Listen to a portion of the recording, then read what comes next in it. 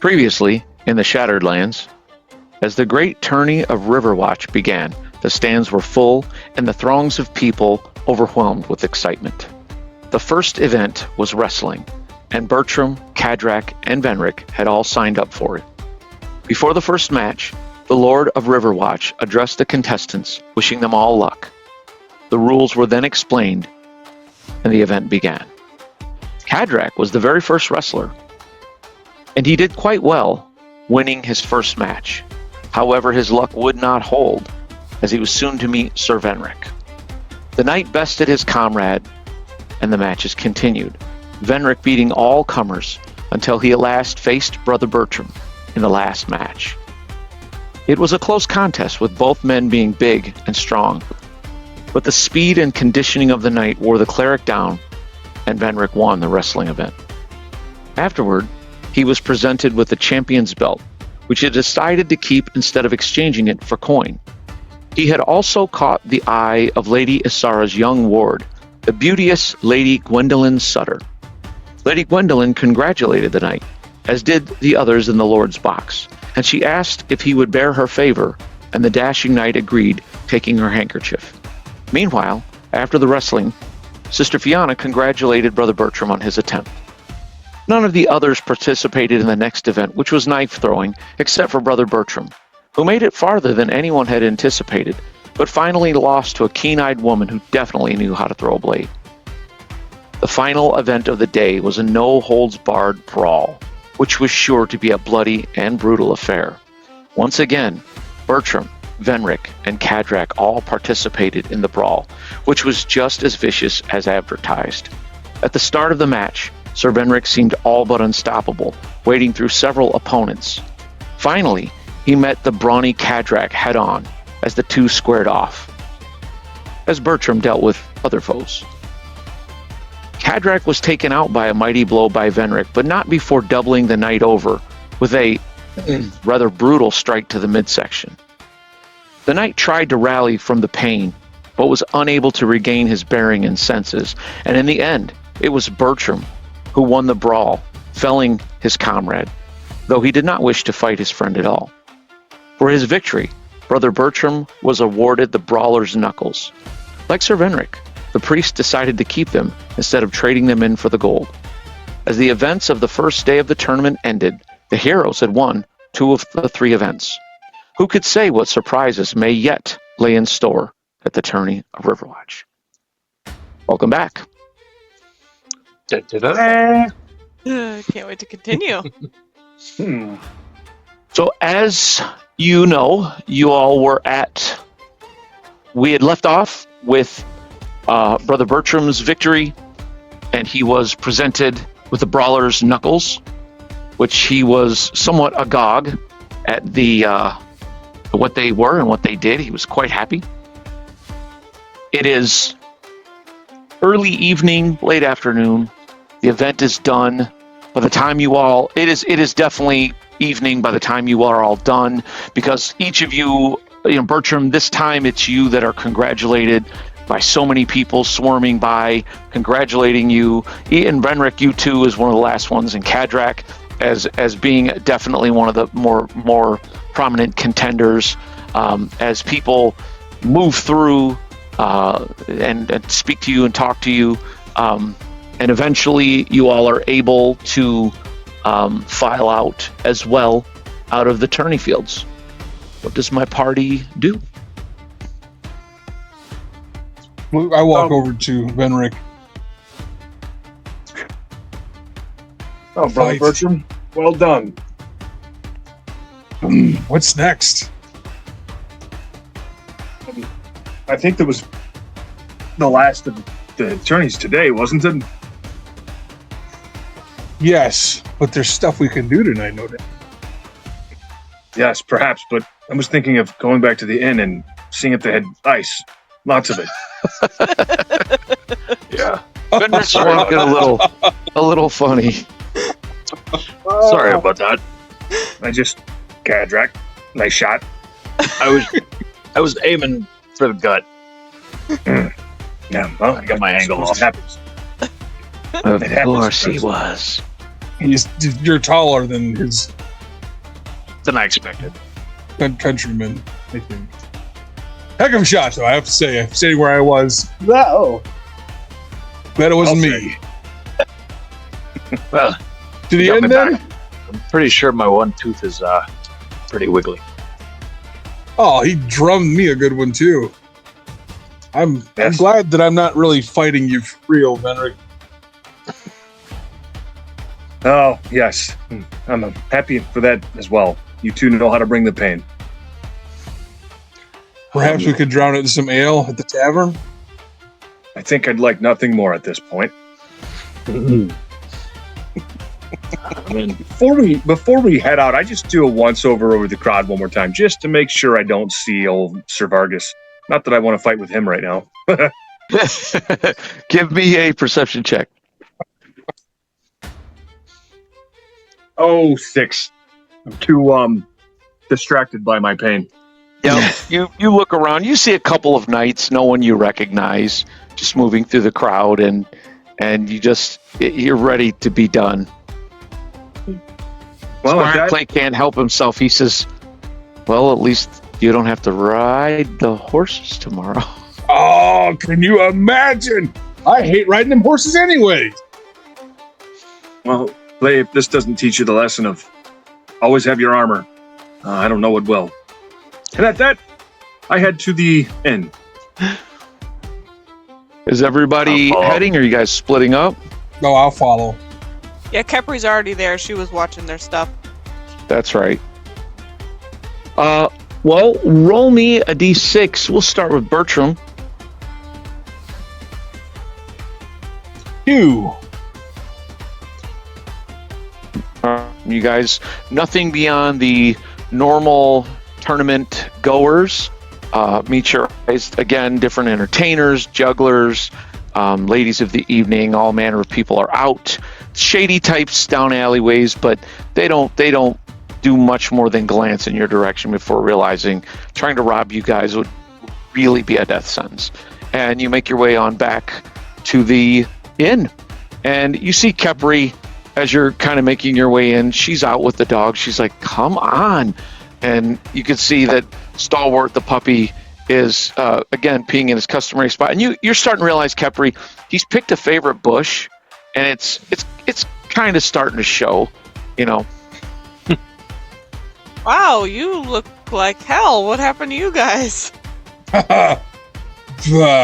Well, we got the brawl. Oh, Us. who won? Well, believe it or not, I managed to win. But not Benric had come through many people before me. And Kadrek, my god. I don't know if I should tell it. Well, you have to tell the story. Here, Clay, you this is for you. Let's Oh yes, hey boy, you should have seen it. go get a drink. Indeed. agreed. Perhaps a cushion, Benric? An O-ring to sit on.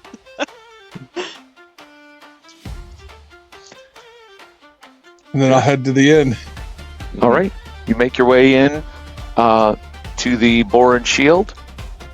It's pretty packed. There are people there that were at the tourney, and different ones of them. Some are congratulating Benric, some are congratulating Bertram as you guys move through the crowd. A couple of them are, laughing as you guys can hear one of them. I don't know if he's going to be able to sit down. Look at that. Look, he's walking bow-legged now. How does Venric take them, talking about him like that? The crowd. I got hit with stones, not in the ears. I can hear you. Sorry, sir. And they just kind of scurry away. Yeah, and Vendrick's going to go to the bar and ask for some ice. I've never seen him so surly.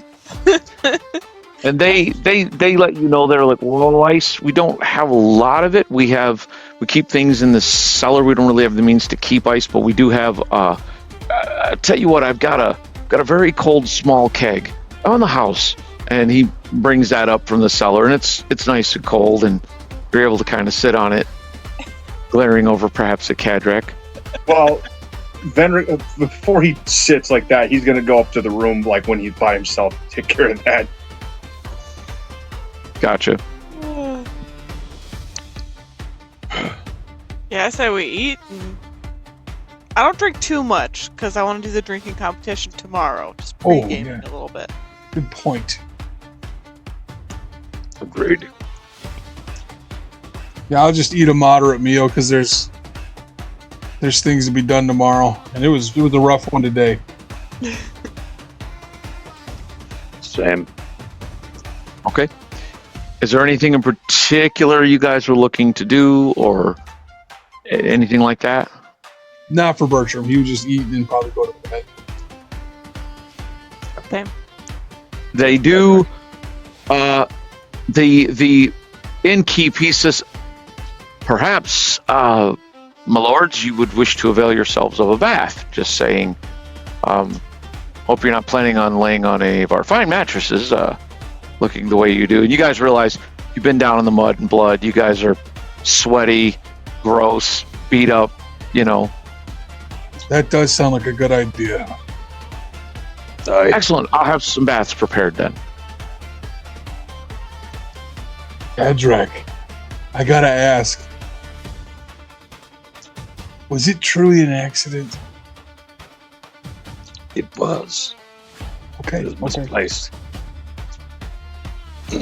Lucky shot, honestly.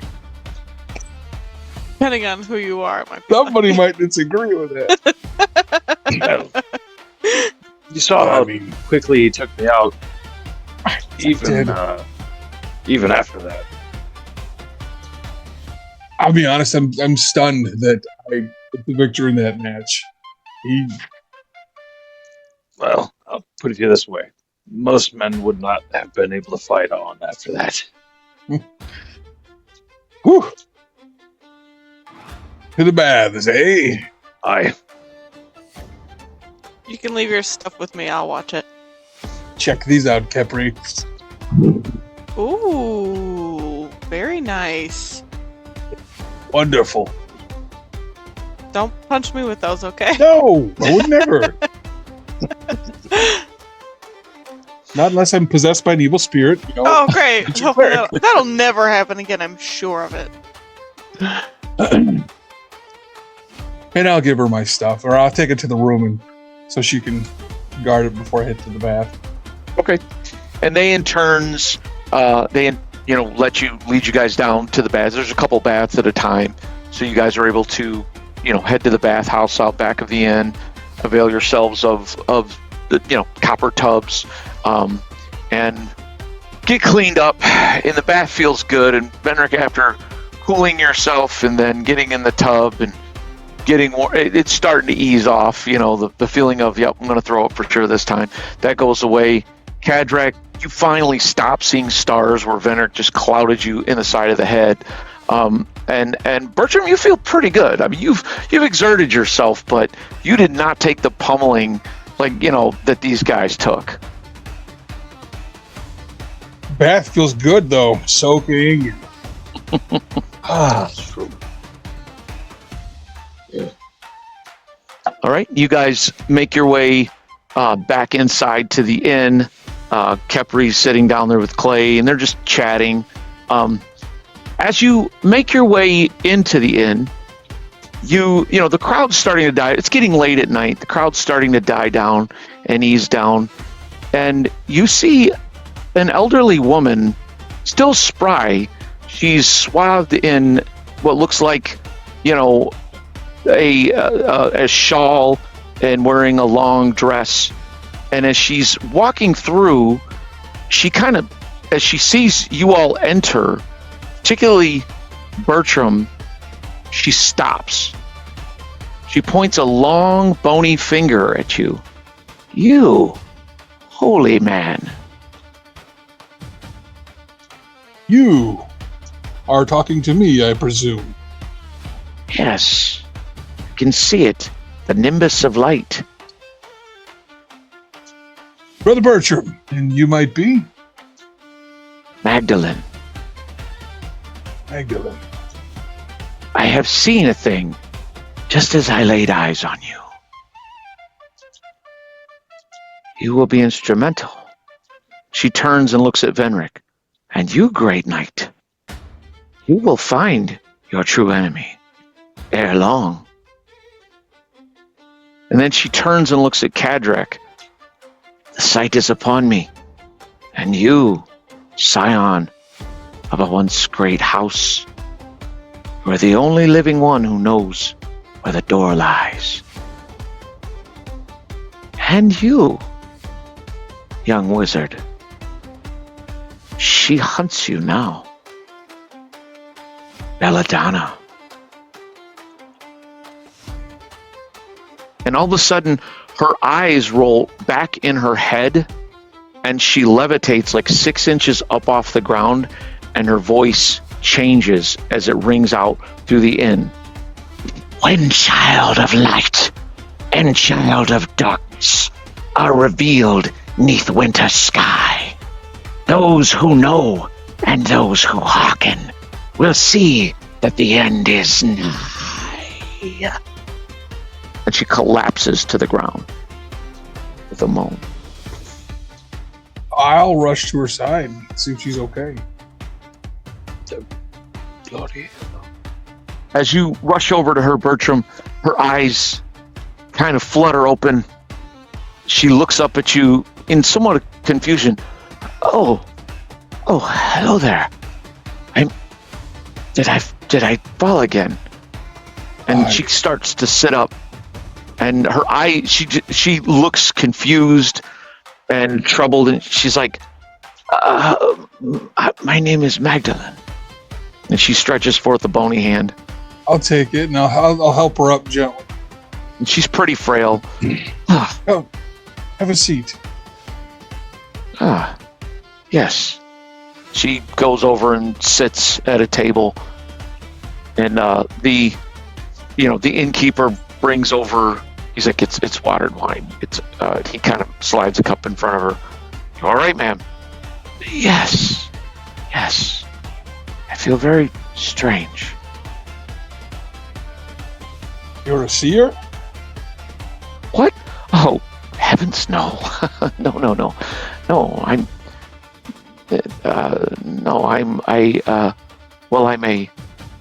I suppose you might call me a wise woman, or someone call me an herbalist. But no, I am not a seer. Why do you ask? You levitated off the ground and spoke of a seeming prophecy is the way it sounded. What? No, you jest. I think I blacked out. I do that from time to time. My son will be worried. He'll be looking for me. And she seems very troubled. She kind of stands up. I should go. Yes, I should go. Thank you, kind sir. She pats you on the shoulder, Bertram. You want help? Do you have anybody to escort you home? Oh, my son will be looking for me. He's probably just outside. And she starts wandering over toward the door. I'll step up to walk with her, just to make sure she gets there okay. And as you kind of walk over to the door, she's like, oh, there he is. She kind of waves a hand. Matthias! And you see a young man kind of turn. He's actually in his 30s, but he kind of turns and walks over. He looks like a farmhand to you, Bertram. Pretty big, brawny guy, thinning hair, definitely sunburned. He's wearing a straw hat and rough spun clothes. He's like, Mother, where did you get off to? I told you if we came here to the tourney, you have to stay with me. I turned around and for 2 seconds and you were gone. I'm so sorry, sir. I hope she was no trouble. Not at all. I'll kind of like lower my voice. She has the sight? What? No, listen. She rambles from time to time. Pay no heed to it. She says things that make no. I hate to say it, but I think she's beginning to lose her senses. You understand? My name is very old. Bertram, McCleric of the Argent Lord. Matthias, pleased to meet you. If it would be okay, and tell me where you live, I might wish to look in on her to inquire after her health at a later time. Well, we live in a village not far from here. It's actually,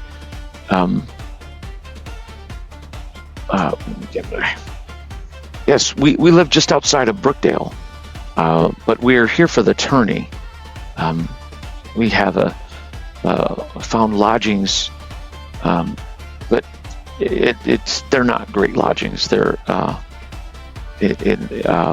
well, we've essentially pitched a tent, but no need to worry. You may, of course, seek us out if you wish. We're not far from the tourney grounds, but she'll be fine. She just needs to lay. I almost didn't bring her. She just seemed so excited. And let me put you up in an inn for the, if there's a room to be found. That it would make me feel better. There are no rooms anywhere to be had. We've looked. We were late getting here, but thank you. You listen. You no need to worry for us. I'm a stout man, and you notice he has a cudgel at his belt, and he's a pretty big stout guy. He's like, but I do appreciate your care, and you're welcome to seek us out at our tent.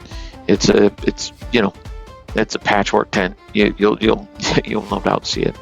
What was your family's name? We don't have one, sir. We're simple peasants. Why are you so interested in us? I must ask.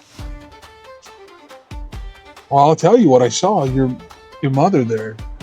She levitated off the ground and spoke of a prophecy. She has no recollection. But my eyes did not deceive me. And he saw it. As you say she levitated, his face kind of hardens. Oh, okay. All right then. And he gives you this look like he thinks you're mocking him. He's like, my mother says things from time to time she shouldn't, Sir Priest, but I should be getting her off to bed. She's very old. Fare thee well. And he kind of takes her by the elbow and starts muttering to himself as he walks down the street. And he thinks you're mocking him and her, Bertram. I have nothing I can say to change that. I can't think of anything, but I just let him go. Everyone saw that, right? I did. Does the name Belladonna mean anything to me? Have I heard of that? It does, Kepri. Do I know? Sorry, go ahead. You know Belladonna is the name of a rogue wizard. She was an instructor at the Wizards College. And at one point, she was one of your instructors. Oh. But you don't know of any reason. You know she left in somewhat of a disgrace. But this was not long after you started at the college. So you don't know why she would want anything to do with you.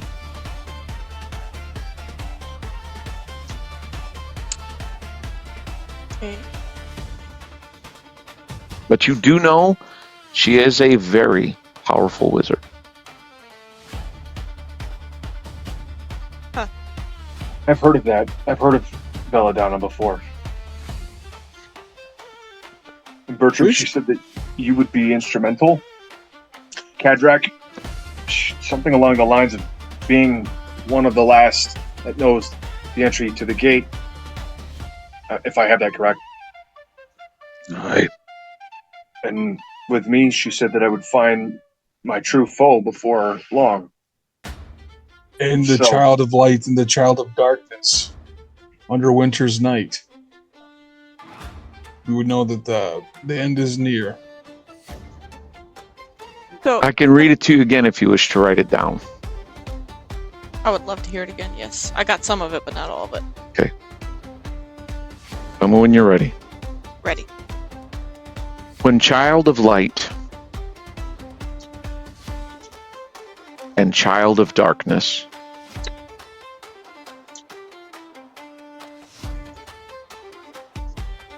are revealed neath winter sky,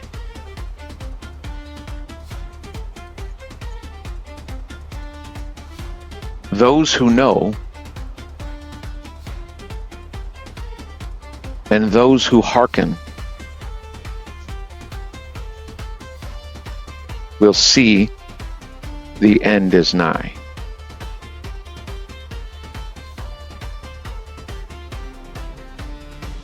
That's reassuring. You know, it's a good thing that Cadrak isn't watching the same things as I am, because when somebody levitates like that and starts speaking in weird languages, I've been watching Evil Dead lately, so I usually try to chop their heads off. I love it. So, I gotta ask, do people make random prophecies to you guys a lot? Is this a regular thing? I gotta ask you the same question, not to me. No, That's the it's first. not regular. I've never met that woman in my life. Her son. Did you guys come outside when I escorted her? No one said they did. Nope, I was sitting at the table. Her son believes me, I believe, to be mocking her when I explained what had happened. But I mean, I don't see how it could be made up. How in the world could she know that? None of us was present at the cathedral except those here, you know? she knew me by name, and I've never met her. Or not the Well- cathedral. I mean, St. Catholic's, you know. If Celovus were here, I think he would probably be able to make sense of this, but time will tell. You know, she's obviously not just a crazy person. We saw what happened, but with anything of this nature, you have to give it time for it to come to pass. Otherwise, you know, I whatever don't it think was that wasn't much true. time. It's winter now, Venric. You know, luckily for us, we won't have to wait that long. Child of darkness. That gives me pause. And the part about Venric, you finding your true enemy, it makes me think that who you think is your enemy, there's something convoluted going on here. That, or it's confirmation of what I already suspect. Possibly. I too think it's convoluted, Kepri. But for everyone, so that we all understand at the same level, please explain that. The word or the theory? The theory, but also the word, just so everyone gets it. Like we get it. The wording makes me think that perhaps the person Venric is chasing, Vargas, maybe that's not his true enemy. Maybe there's a reason he's done what he's done so far, or that's not his real enemy. You're here because you were betrayed. Perhaps there's someone bigger than Vargas behind all that. Someone convoluted. Well, it would be convenient. Sir Tinian was cut down that day because Sir Vargas never showed up. I would love to ask him myself in person.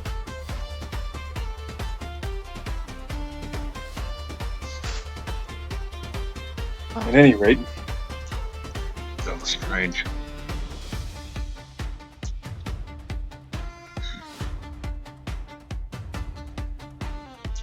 I'll have to think on it, but I don't see any clear answers here. I think you're right. Time will tell us. That was odd. I'm going to bed. I also am out of words. And Cadrak just has had enough of weirdness and just stops on up to bed. I'm done. Bertram follows, My ears Shake are it. still ringing. shaking, shaking his head because Kepri never did explain convoluted.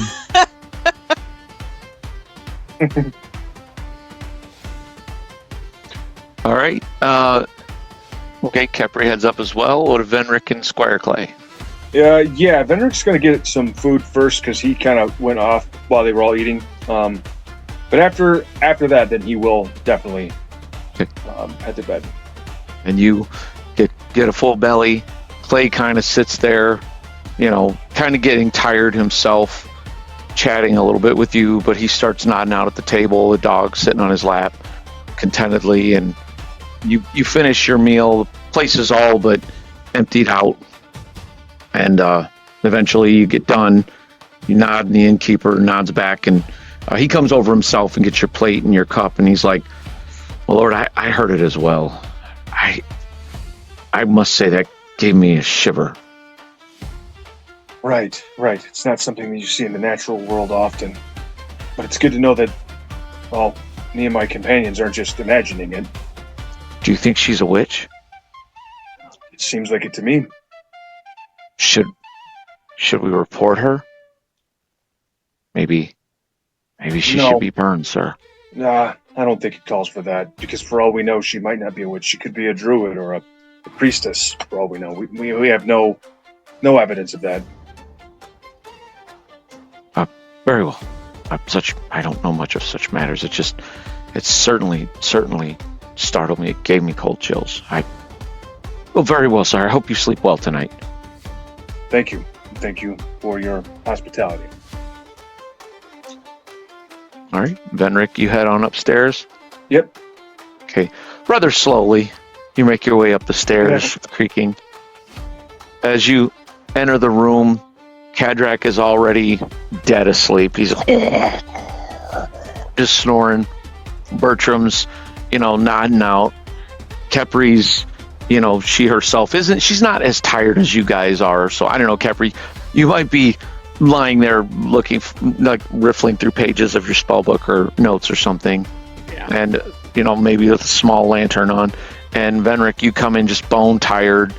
Clay comes in right behind you. He just took the dog out really quick while you were talking to the innkeeper. He's like, "Okay, Stalwart. Okay, boy." And him and the puppy lie down. And Venric, you crawl in your bed gratefully. Everything hurts. And you pass out, as do the rest of you. Kepri, you're the last one up again, not feeling nearly as exhausted. And you finally blow out your lantern. And the night takes you all. The next day dawns early in the morning. Hey. It is Tuesday, the 21st. So I didn't originally sign up for the drinking, so I'm going to go first thing in the morning and sign up for that, because she wants to give it a try. Yep, absolutely. You can sign up for any event as long as you get there the morning of. And anything you've already signed up for, you can do. All right, so Kepri is... you just head out on your own? No, Yeah, she will. Yeah. Okay. She goes to head out on her own, and she's like, "What?" Sees Kadrak Kadrak is behind her. immediately behind you. You guys smell the smells of breakfast as you're walking downstairs. Well, let's go, little ass. All right. Yeah, I'm gonna go too. Okay. If I see them leaving, I will go with them. All right. Clay brings up the rear, dog in tow, unless you guys are telling him not to. Clay, I'm gonna need you to stay behind again and watch our gear, at least for the first part. Again? Yes. I should probably watch the belt and the gauntlets, though, huh? Actually, yes. I can't use them in this boxing tournament, so here you go. Okay. And he grins and runs back up the stairs. He's never going to give those back. And again, you're fairly certain that once again a shirtless Clay is posing with now the champion's belt and the gauntlets and flexing and doing all sorts of crazy stuff. And you guys head out. Do you grab any breakfast before you go or anything? Yeah, we have time. Okay. Kadrak will not. Okay. Nope. Not trying to box on an empty stomach, or not trying to box on a full belly. Okay. You guys make your way through the crowd. Kepri grabs a couple of pieces of bacon, and she's munching on it as you guys are heading through. Roll me a d6, Kadrak. Okay. That's a 6. Nothing other than the normal tourney sites you guys are starting to get used to. It's hard to believe, but your second full day of the tourney going, you guys are already used to the crowds and the people and just everything that's going on. It's such a different, scene than what you are all so used to. And the wilderness and haunted places and, ruined temples and stuff. And as you move it's not lost on you that just the hustle and bustle and the life that's all around you. You make your way out to the tourney field, and Kepri, you go on up to the registry, and they nod as you approach. I would like to sign up for the drinking contest today. Very well, little one. Name? Kepri. Very well. And you are signed up. Okay. Are any of the rest of you signing up for anything? Today is the boxing match, the axe throwing competition, and the drinking contest. I'm currently signed up for all. Cadrak's just doing the drinking. Yeah. Venric's just going to do the boxing. Okay. Very well. Is there anything you all wish to do? You have a little bit of time before the tourney, or are you guys just going to hang out here and get ready? You know, Venric, get ready. if Clay would like to watch you box, I can go back so he can come watch you, and then we can switch. Kepri, that's up to you. If you'd like to stay and enjoy the festivities, you got to see, I think, more of the show yesterday than you did, but it's up to you. Yeah, that's I true. could- He'll be fine. I could stay. I don't think the drinking's till the last event, I believe. It's the last one. Yeah. So. Yep. That's And the not only terrible. thing I meant to tell you guys is the Grand Melee and the spear throwing so it goes, the Grand Melee is the final of the day on the Wednesday.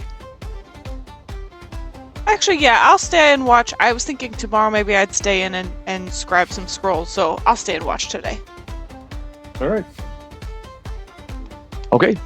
Sounds good. You all, as at about another 45 minutes, and they begin calling all contestants to ready yourselves. You're each placed in different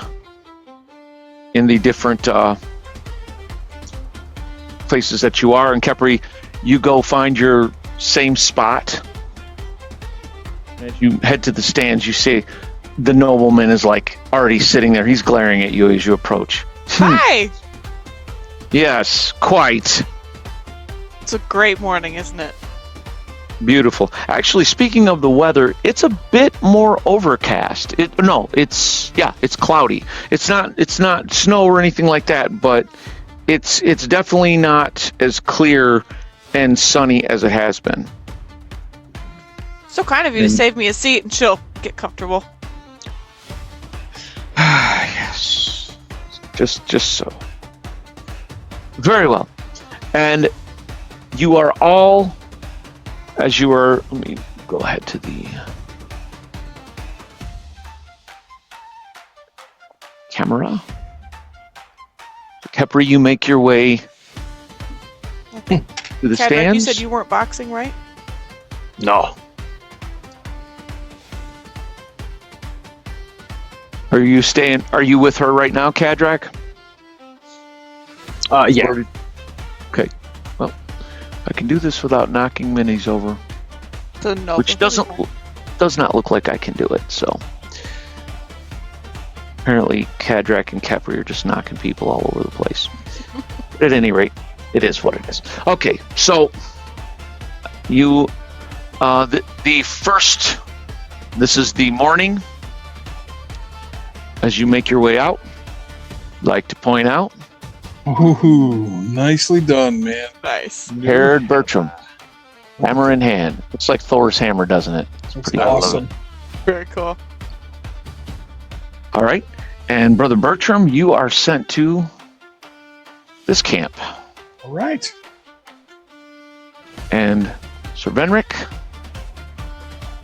we're sent to Camp 1 on the far side. All right. And the boxing matches begin.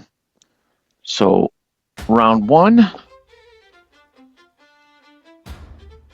is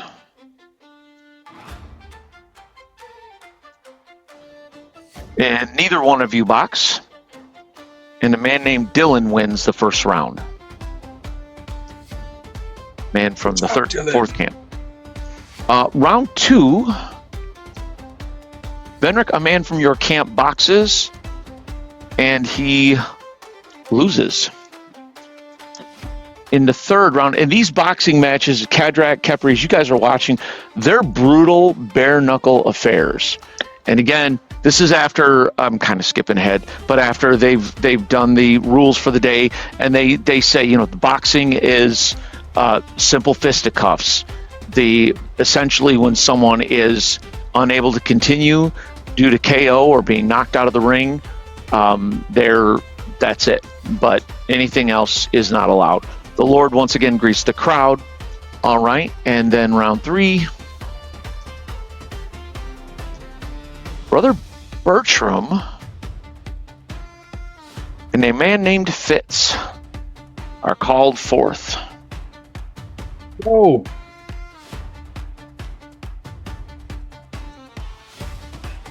Let me fix this camera. And again, if you're saying moderator, and this large guy, stripped bare to the waist, steps forth, bare knuckles and all. And Bertram, you wish for a second you had your gauntlets on. But just for a second. What is Bertram's thoughts as he steps out? You've won one contest, of course. Does he have any nerves, or is he just confident at this point? Oh, he is loving this. He grins at Fitz and just nods at him, smiling. Good luck. And he looks kind of taken aback by it. Right, you too. He just didn't expect you to be in such a good mood about it. He kind of made the best man win, I guess. Indeed. Well, yes, well said. Right, and he just kind of looks a little nonplussed. And again, as you're stepping up to face one another, the referee, he tells, the sergeant, he says, all right, I want a clean fight. Remember, this is fists, no knees, no elbows, no gouging, no biting, no kicking. Understood? Understood. All right. I will, however, still go to the card cam for the first one. I'll let one of you pick. Let's go with, actually, I'll just say anyone but Bertram can call this. Stop. Fitz! He steps right to you, Bertram. Okay. Crosses the ring. Now, with boxing, it's, again, as you may imagine, it's bare knuckles. So you do 1d3 points of damage plus strength bonus. Okay. In any round, you can choose to cover up and block rather than throw a punch. And if you do, you gain +2 to your AC. Oh, nice. That is in lieu of attacking. All right. And as he comes in, he just swings got my dice here.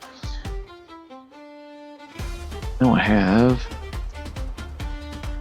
Of course, my dice are just kind of all jumbled together. Let's use a D6 and. Oh, there we go. D3. All right. He comes rushing in. Whoa! Hits a 16. Oh, yeah, that got me. For 2 in the head, Bertram. Ooh. And the cleric. Yeah, I'll swing at him. Good shots. That's going to hit a 14. That's a hit. 4 in the... Well, it says left leg. Should I reroll? Yeah. Okay. Target. Right in the chin. All right. How much? 4 points. All right. He still stands. You can see this guy is made of sterner stuff. All right. Next round. Bertram, you follow it up. He's slower now that you've clobbered him. Okay, I'm going to punch again. This is in the left arm. That hits a 13. That's a hit. For 2 points of damage. All right. He throws his arm up, but you hit him solidly in the forearm, and he winces in pain. He strikes you then. 13. Yes. Yep, that hit me. For 3 in the torso. He steps in close and punches you in the gut. Ooh. Let me know if and when you hit half hit points. Half hit points, okay. All right. Next round, we start with him. Fitz follows up. The strike to the stomach. But he only hits a 9 as he swings for your head. Okay, that does miss. All right, Bertram, you snap your head back. Your turn. All right, I swing. But that's gonna miss. That's gonna hit a 7. Okay, that is a miss. Okay, next round is you and Fitz begin to like move around each other. This is right now. You guys are just kind of trading blows in the center of the ring. There's, it's just brutal. And Kepri and Kadrak and Benner, because you're watching this, it's just bare knuckles. Just a slap of knuckles on, skin and everything. All right. And, Fitz. Fitz lashes out again. Wah! Dirty 20. Oh, yeah. For 2 in the right arm. He hits you in the elbow. Kind of block it, but it stings, Bertram. Okay. A swing. That hits a 15. That's a hit. The torso for 2 points of damage. He is reeling, and I've got to make a save for him. As you double him over with your meaty fist, Bertram, he goes down to his knees and vomits all over. And he shakes his head, and the ref steps in, throws his hands up, grabs your hand. Winner! The cleric, Bertram! Yeah! I'll go try and bump knuckles with Fitz. Good match. He kind of weakly looks up, and he does it, but he looks a little green around the gills. They bring out some water, and they clean. As they escort you back, they clean the ring up, and Fitz is escorted from, once he's able to stand up and walk, he is escorted out. All right. Next round. You have Sir Venric. You will be fighting a man named Peter. Venric, you step up. And again, you guys are now definitely recognized, in the crowd and stuff. And this guy, Peter, kind of steps up, and they're like, the champion, the wrestling match, and that's the same thing they did with you, Bertram, is they named you champion of a previous match as you stepped up. And he tells you guys the same thing. I want a nice, clean fight, no elbows, no gouges, blah, blah, blah. Are you ready? Aye. Right then. Okay. The rest of you, we want to stop this madness. Stop. Oh! It's the man known as Peter. He will step forward. He seems like he's very fit. He's not the biggest man, but he's in very good shape. And as he steps over to Venric, he is going to, he'll just step to you and swing. He doesn't say anything. He's just baring his teeth. Oh, but I hit a 17. Oh, yeah. For 3 in the head, Venric, as he comes up and real fast snaps a jab forward, busts your lip. Sir Venric. All right, I try to counterattack. That is a 13. That's a hit. All right. For 3 points in his torso. All right. And Venric, you double him over as you just bury your fist in his gut. You go, oh, and you hear the crowd, oh, that one's gotta hurt. All right. Next round, we start with, Sir Venric. You take the initiative. While he's down, I try to hit him with a left hook. That is another 13. That's a hit. Nice. This one does. Job, Sir Venric. Nice to spin. Stop it. 4 points in his torso. All right, he's got to make a saving throw. As you, again, You guys see Venric throw a left, like hard into this guy's midsection. The guy doubles over, and then he follows it up with a right in the same area. And it's just like you guys can hear the body goes poof, poof, and the other one hits this guy in the ribs. But he fights on. He goes, ugh! And he kind of is holding his ribs. He's holding his left arm. And Venric, you hit him so hard, you're fairly certain you broke one of his ribs, or at least cracked it. But he doesn't hit. He starts to weave a little bit, and just as you think he's going to throw in the towel, he snaps a punch back at you, but he misses, hitting a 5. And our next is fastest, which would, I think, would be Venric for sure. I remember what your dex is. All right. As he misses, I try to counter again. That is. Oh nope. That's an 8. Okay, that's an 8. He is going to back up, and he is going to just block so that if you go first next time, he gets +2 to his AC, because he is clearly hurting. He's trying to gain some space and catch his breath. Next round, Sir Venric. All right. I press the attack. All right, Venric pushes forward. Ooh, 23. Oh, Well, he tried to block. whoa. That one's going to be for 5 points of damage in his head. Oh, Okay. God. So Venric, you guys see him kind of step like he's going to throw a jab at his midsection. The guy flinches and his guard drops lower. Venric's right hook lashes out, catches the guy square in the jaw, and there's a snap as his head just spins, and he goes down. Good job, Henry! And they're like, "Where, Sir Venric?"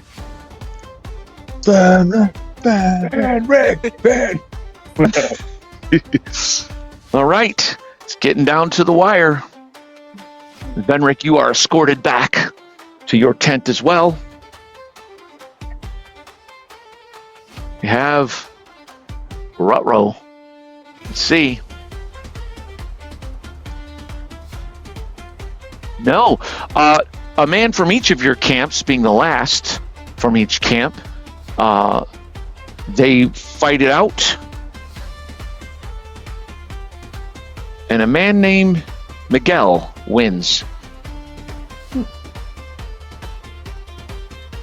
Next round. A man named Garin wins from the others. Okay. In that round, okay.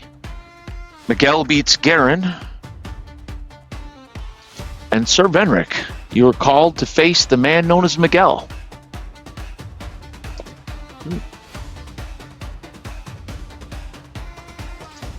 He steps forth. They're like, all right, nice clean fight. Guys ready? Both of you? Henrik will just nod. All right, here we go.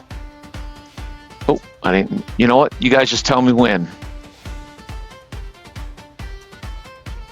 Oh, we can't see the Oh, cards. you're right. Oh, yeah. I did switch the camera. Tell me when. And you can't see anything. Stop. Sir Venric. There we go. All right. I'm going to move up and attack. 14. Oh, dear God. Yeah. Miguel's pretty beat up from his last fight, apparently. For 3 points in his torso. That's the wrong thing. Sorry. Hit the wrong camera. I'm just going to do that forever. 3 points in his torso. Venric, again, you step up. He goes to fade back, and you snap a punch out to his chest. He strikes back. Ugh. But ineffectually. I hit a 3, and you easily block his blow deftly. He clearly is pretty gassed from the last fight. And next up we have Miguel. He's going to swing on you, hitting a 4. He does not have much left in the tank. Venric. All right. I counter. That's an 18. Yeah, that's a hit. This time. For 4 points of damage in his head. Okay. Again, you crack him. Oh yeah, I rolled a 2 for a save. You break his nose, Venric, and his eyes kind of cross as he and he just collapses to the deck. And they're like, Sir Venric! Sir Venric! All right. In the last match of the day, or the morning, Venric, you're sent back as they call, and his comrade, declare Brother Bertram! Now remember, you guys will both be at full hit points because this is non-lethal damage. You guys have been able to catch your breath. And Venric, you would be given a couple minutes as they call Bertram forward. Venric, what are you thinking as Bertram strides toward the ring? As he walks up, Venric shakes his head. Bertram, we have to stop meeting like this. I know it. I know it. But you know, all the shots now are above the waist. Well, there is that. What does Bertram think as he walks up and they're exchanging? We're allowed to do this. It's okay. We're friends. One of you other two must call this. No. Sir Venric. I said we're friends. I said we're friends. As Venric he's just so fast, he explodes into action. As soon as they This call guy. it, I move in and I press the attack. It's a 13. Oh yeah. All right, that's going to be... Wouldn't be his left leg. That's going to be for 5 points of damage in the torso. God, Oh, Nightman. snaps forward, slamming you into your torso. And Bertram, as big and strong as you are, you're just like, dear God, this guy kicks like a mule. It's just, you feel it. Bertram. I punch you back. How about a 15 for 3 points of damage in the left arm? Ooh.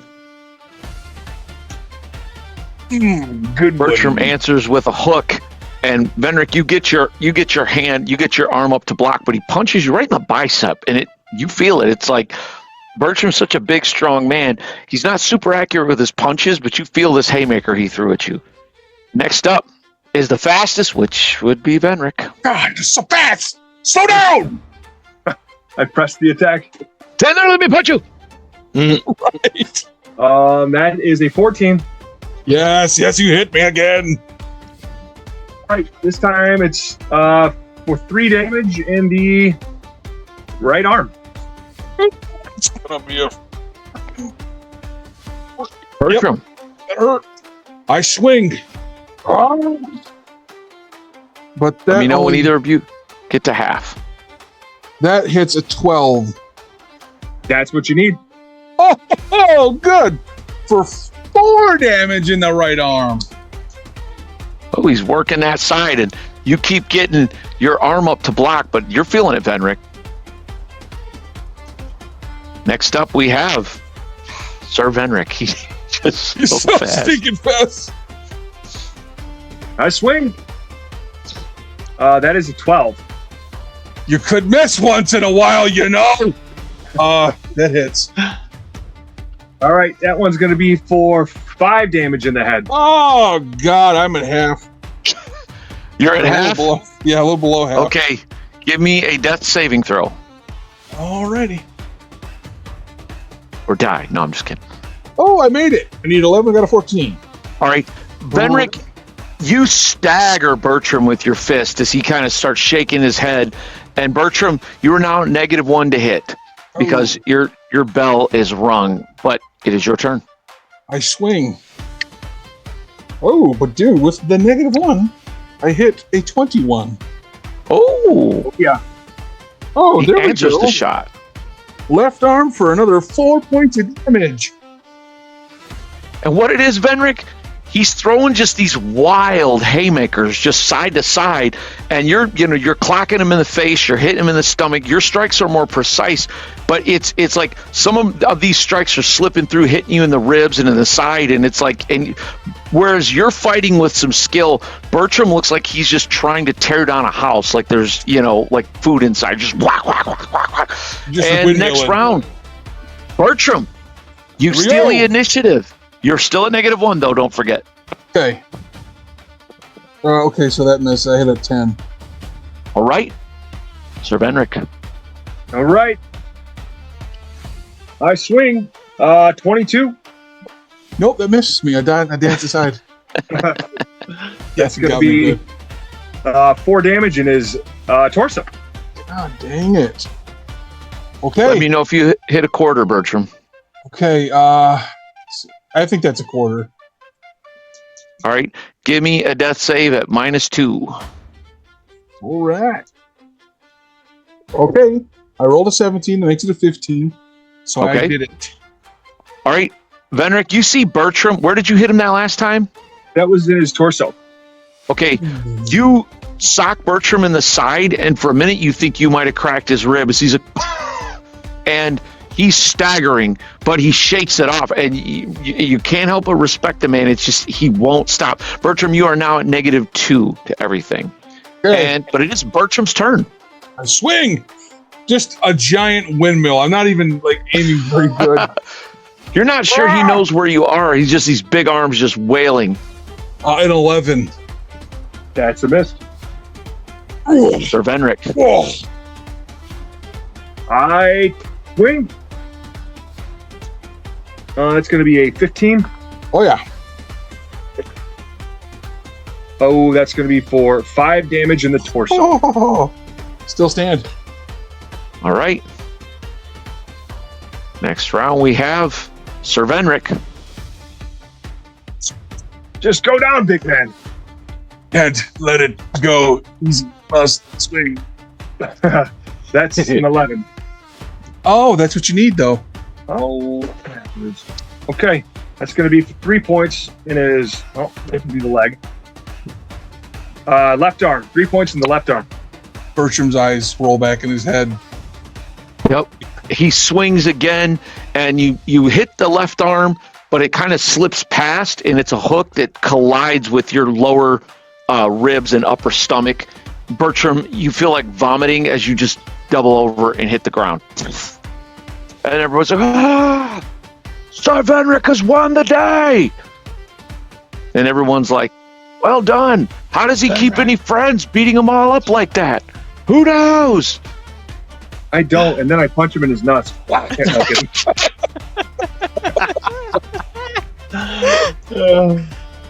It was that dwarf!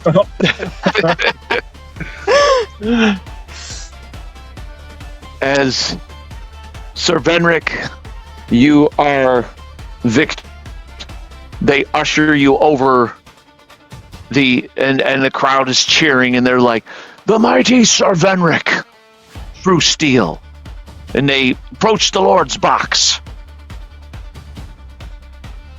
And they lead you over to the Lord's box, and you see the Lord Commander William Navarre. He's shaking his head. He's like, Sir Venric, I must say, my friend, I cannot wait to see you and what you can do with steel in your hand. Quite impressive. Yes. Thank you, my lord. I'll be much more at home when it comes to blades. And you were rewarded with the Ring of Pugilism. Ooh. What does that do? You pugils them. Anytime you are fighting with your fists, you are +1 to hit and +1 to AC. But the AC bonus is not like a static. It's not like a static AC bonus. It's when you were fighting with just your hands, because it gives you a bonus to cover up like that. Okay. So it essentially, even if you have just fists, it's like having a shield in hand. Nice. We have our winner, We shall adjourn until the next event. Venric, you leave the field, or you leave the ring, and you can see Bertram over near your comrades. He's kind of like breathing. Bertram, you're feeling it in your midsection. You're just feeling. You're like. Whew. He's leaned over. He's got the spits. I'll walk up. Bertram, you're Oh, okay. hell of a fighter, man. Hell of a fight. That's yeah, you just wouldn't go down, and you hit like a bear. You so? Like a bear, you say. That's awesome. I love it so much. Thanks, kid. You're deep Are you? breath in. Gonna be able to do the axe throwing? Your Oh, eyes yeah, I'm swollen s- shut. Oh, it's good. It's all good. Can you see? And she's like holding up fingers to see what. Yes, it's very convoluted, but I got it. Bertram, take it from somebody that's trained in the arts of war his entire life. You're a war priest, but half of your time is spent in studying and in prayer, but you have the gift of size and strength, my friend. Well done. Yes. Thank you. And I reach out my hand to shake it somewhere he's not standing. Appreciate that. I check his pupils. I think he's got a TBI. I have no Yeah, you're students. pretty certain he's got a concussion. And all right, and you guys do anything between events? You I got a just little catch bit my of time for the midday. I look around for a snack. All right, and there are vendors all around in the tourney field. Hungry? Yeah. Any of you? No, can't eat. Gonna puke. Bertram, are you all right? That's not like you. Oh, I know. This really sucks. I'll be eating later, I think. She'll go find something and get a snack as the next thing, as they're getting set up for the next thing. Okay, Kadrak will go with her. all right. Venric's Capri, just anything in particular? Oh, Sorry, go ahead. No, you're good. So I'm not going to wander off or anything. I'm just going to kind of stay where I'm at, but I'm just going to kind of look for the tattered tent that the seer's son was telling us about, just to see if I see it anywhere. And you take some time. Give me a perception check. 18. You do see it. It's not far. It's kind of to the southwest, past the tourney grounds. You can see it. It's just like a tattered little. You wouldn't have almost been able to pick it out, but it's just a patchwork. It looks like a patchwork quilt, but it's a tent. It looks like it's seen better days.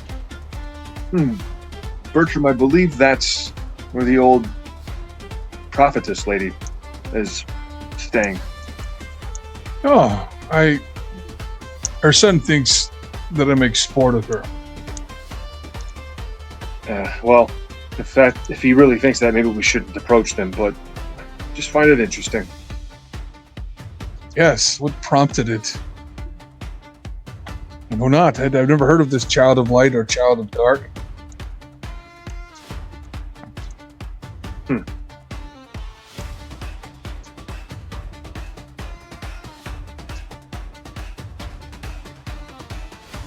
All right. Capri, is there anything in particular that you're looking for as far as food? She is looking for a sweet treat. So she wants like a cake or something. And you do find it. You find what looks like a muffin topped with this cream, and they promise this cream filling on the inside, and the whole thing looks like a sticky mess, but it looks so good. Perfect. See, Kedrick, I don't know why these humans are so dumb. You have to eat before drinking. Why don't they get that? Well, and as Capri's getting that, at the same baked goods cart, you see Kadrak is getting a large slice of bread that he's heading his stomach with. And they're like, that'll be 2 copper.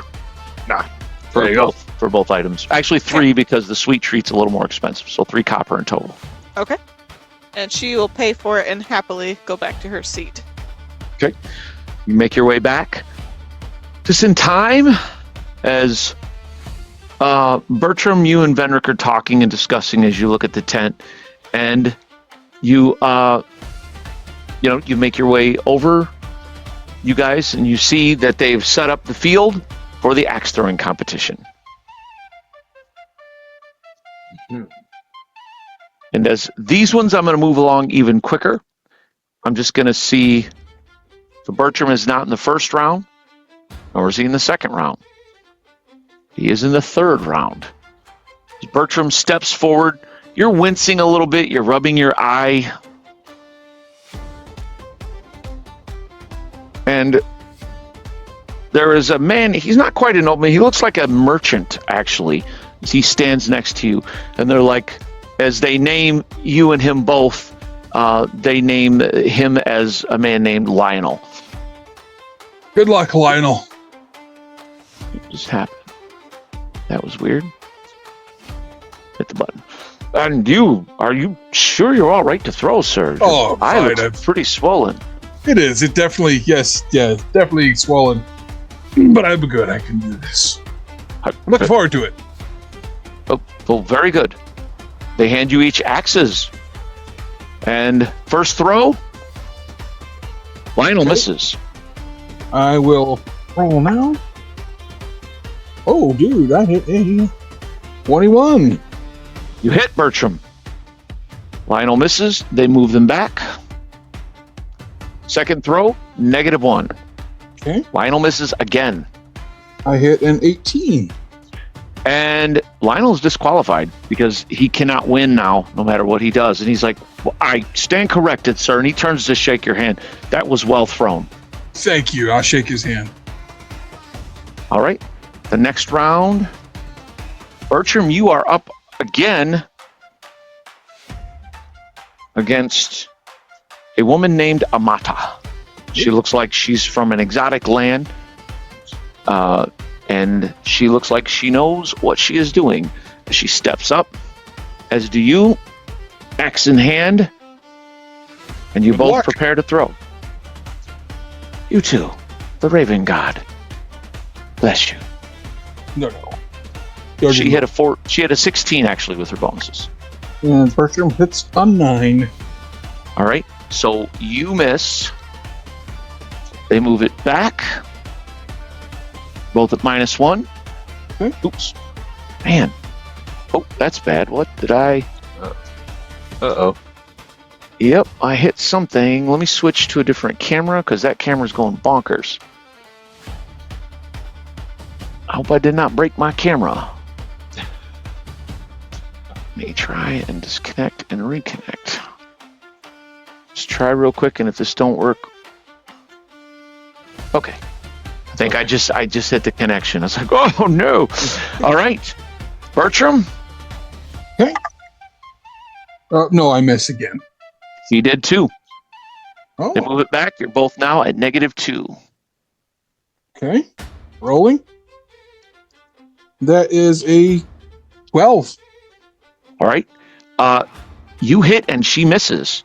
So now this is the final throw to determine you are both now at -3. Okay. Rolling. 12.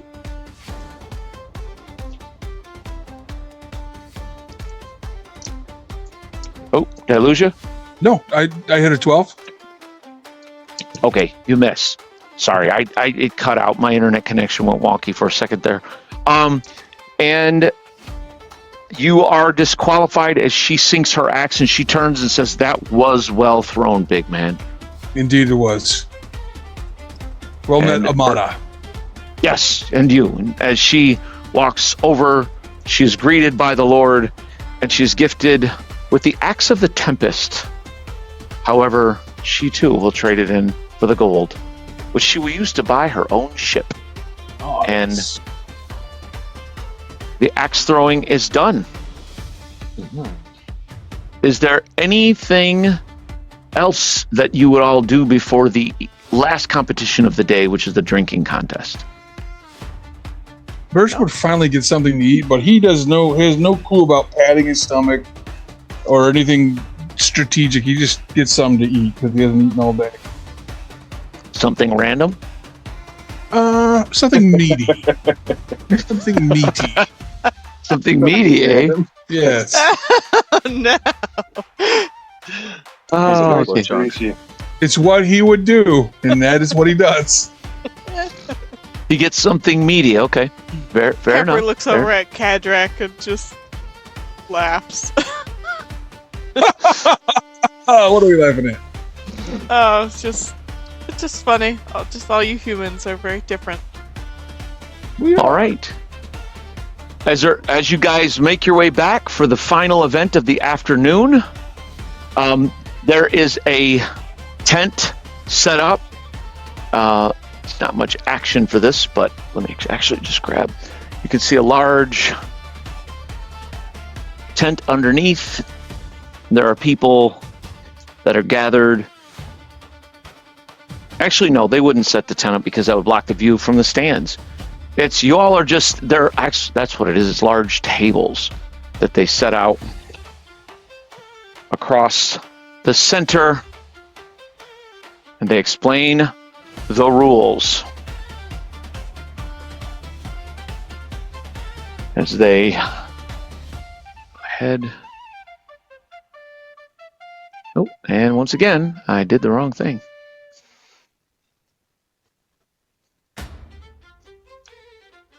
There we go. As they set the tables up and different people. So who is competing in this? I am. Me. Bertram. Oh. Hadrak. Kepri. Several others. Bertram, are you competing in this? Yes, sir. All right. I didn't know if he'd back out, folks, but he is down. Getting all that fair time in.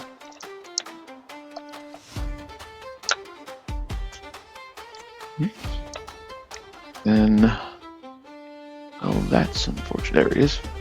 Trump. And again, you see a few other people that are competing in this. You know, people that are just, out to outdrink everyone else, and a few of them chuckle as the tiny halfling, steps up to the table. Like, you're kidding, right? And the drinking begins in earnest. So, here are the rules for the drinking contest. Do you have the intestinal fortitude to keep your wits and stomach in this challenge? Contestants begin drinking. Each round is equivalent to a mug of ale. So, you don't have to worry for the first couple mugs. However, the third round is when things begin to get interesting because this is potent ale. And so what's going to happen is these two tables represent after some eliminations. And as we get to this round, now, I'm going to let you all know, Cadrak is a dwarf. He makes all of these checks with advantage. Nice. And I don't care what anyone ever thinks. On top of the +4 that he already gets? Yes, Oh. Dang. he's a dwarf. I don't care. In my world, no one can It's outdrink a dwarf. So, oh yeah. Actually, this is Kepri's first competition. Yeah. Any He's like thoughts? the Venric of drinking. She is out to have fun. She does not want to drink so far that she is blacked out. So she's just trying to not test her limits too hard and just have a good time. I see. Very well.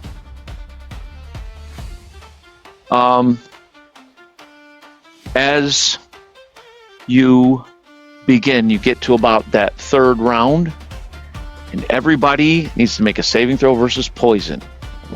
Okay. Oh boy. Nope. I need a 13. That's what I got. Oh, yeah. This man passes out. Bertram, you failed? I failed. Okay, you black out. He was a little concussed. I don't think alcohol and concussions go together You should very well. not have been drinking.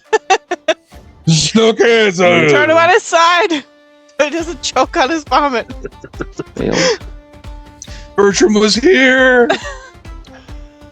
Failed. Wow, that round cleared a lot of people out. Round 2, same saving throw, -1. Oh boy. Okay. Come on. Oh, easily. I got 17. Yes, I got exactly what I needed. Again, one more, but with the -1, I made it. He is out.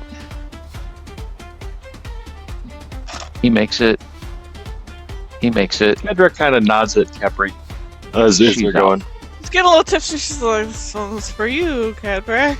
And they kind of move you guys, toward the center because they want it to, they want everybody to see. And Kepri, you're kind of looking across, and he's starting to look, your buddy Cadrak, he's looking a little like fuzzy, like you can't.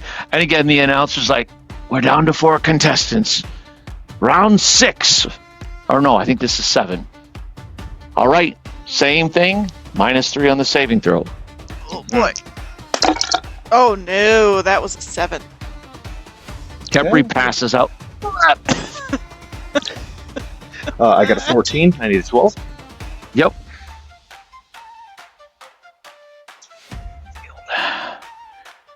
Cadrak, you were looking across the table. This guy looks... It's like the scene in Indiana Jones and the Raiders of the Lost Ark where Marion is out drinking the people. And he's like... The guy is like reaching for his drink, but he's having a hard time. Save at -4. So flat for me with advantage. Oh, yeah. I rolled 13. I need a 12. Okay, this guy passes out. Cadrak, you're slightly tipsy at this point. You're not even really that drunk. And the announcer and the crowd's like, they clap and they're like, but the announcer's like, and to literally no one's great surprise, the Dwarven Warrior, Cadrak Blackstone, is our winner. Let's give it up for him. And everybody's like, yay! Cadbrack. That's my buddy! Who could ever believe that a dwarf could win the drinking contest? And you're ushered over, and the Lord of Riverwatch, he kind of grins at you, Cadrak. He's like, I can't say I'm surprised at all, my friend, but it was well done. Thank you, my lord. You, my friend, win the mug of the final tavern. Mm-hmm. And with this, the mug of the final tavern. Once per day, this mug fills with fresh ale that is so good and so filling, it counts as that day's meal. Oh, Dude, that's legit. dude. Cadrak is always going to be drinking.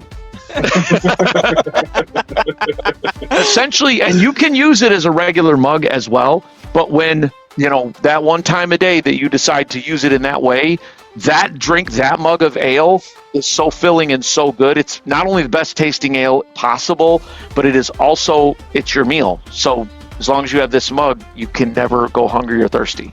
And Cadrak looks legitimately touched. Like this was a kingly gift to a dwarf. And again, the Lord of Riverwatch, he's known enough dwarves. He's like, I hope you're pleased, my friend. I think that it will serve you for many, many years. Unless, of course, Thank you you, take Lord. the buyout. But I doubt very much that you'll be doing that. I would be laughed out of my hold if I did. Of course. Thank you, my lord. And as they wrap up the day's events in the tourney, both Cadrak and Sir Venric are approached to see if you want to take the gold piece buyout of the items. No, I do not. Yeah. As greedy as Cadrak might be for gold, this is something next level to him. Yeah, all of his kinsmen would be so jealous. Bertram and It's got the Kepri, party trick. because you did fail, I'm going to need now another poison save at whatever your just regular saving throw is. This is to see if you can rally and be of any use at all during this evening. Hey, I rolled a 15. Run 10, so no. Okay, so Kepri is able, she kind of like, she sits down for a minute, she's like, okay, yep, and she looks up. Bertram is like, okay, nope, And Bertram starts throwing up liberally into a ditch behind the stands. Shouldn't ate the meat. Should not have ate the meat. Yeah, the meat was a mistake. You don't know whether it was bad meat or just you've never drank this kind. And Bertram, you can't shake it off. And he's weaving as he stands, you guys. He's in bad shape. I outdrank you, Bertram. Yeah. And you're like 7 times my size. You're so tiny, and where are you? You did outdrink me. You all said I couldn't do it. Well, I couldn't do it. How did it It's happen? Cedric one. But still, I made it farther. I'm gonna go to bed now. And Bertram starts wandering off in a random direction. He starts wandering toward the river. I'm gonna go to bed now. And he starts just wandering off toward the river. Oh, they drew a bath. Nice. I follow him and kind of put my arm around his shoulder. This way, Bertram. Back to the end. Very yes, of course. Bertram staggering along.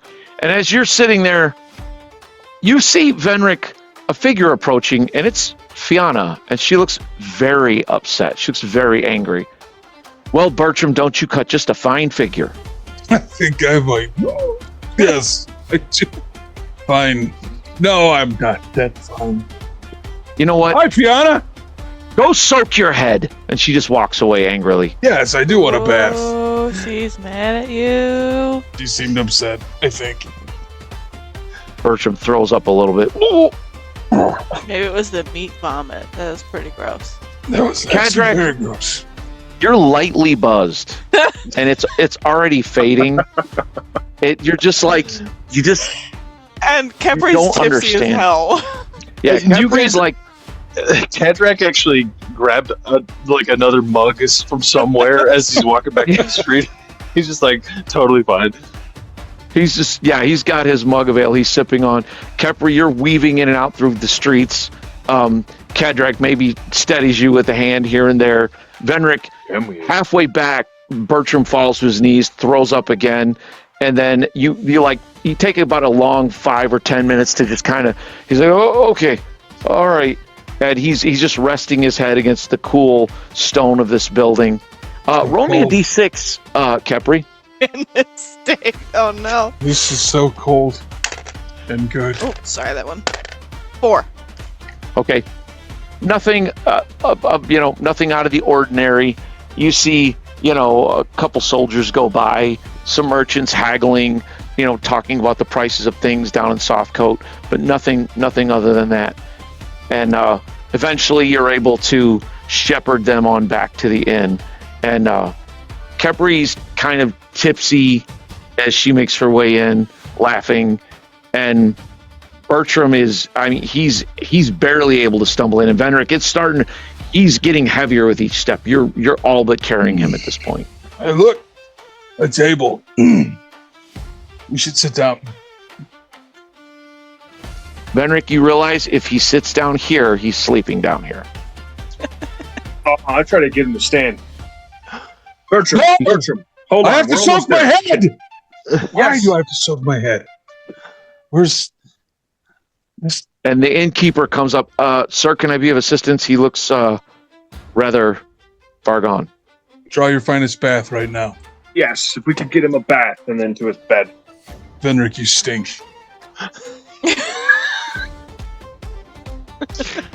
Sir, are you sure you can get a man of his size in and out of a bath? Are you sure we I should can just... deal with Oh, Venric the bed. easily. Oh, Enough. no, I won't be getting him in the bath. You asked if you could help. I cannot lift this man. We need to get him up to his bed, sir. He might drown. Let's just do that then. Good idea. I need to soak my head, though. She said so. Yep. And you see the innkeeper. Of course, sir. We're going to get you the bath. First, we're going to get you up to your room, of course. That's right. Bedroom and bed. And you can see him turn around to one of the chambermaids. He's like, get a chamber pot immediately. And he looks over at you, Sir Venric. He says, someone should sit with him. He should not be alone. I'm never alone. Sergeant Lord is with me. All right. And you guys go up to the room, and Clay's like, again, at this point, Benric, you realize as you enter the room, Clay's like occupied. You look, and he's wearing your armor.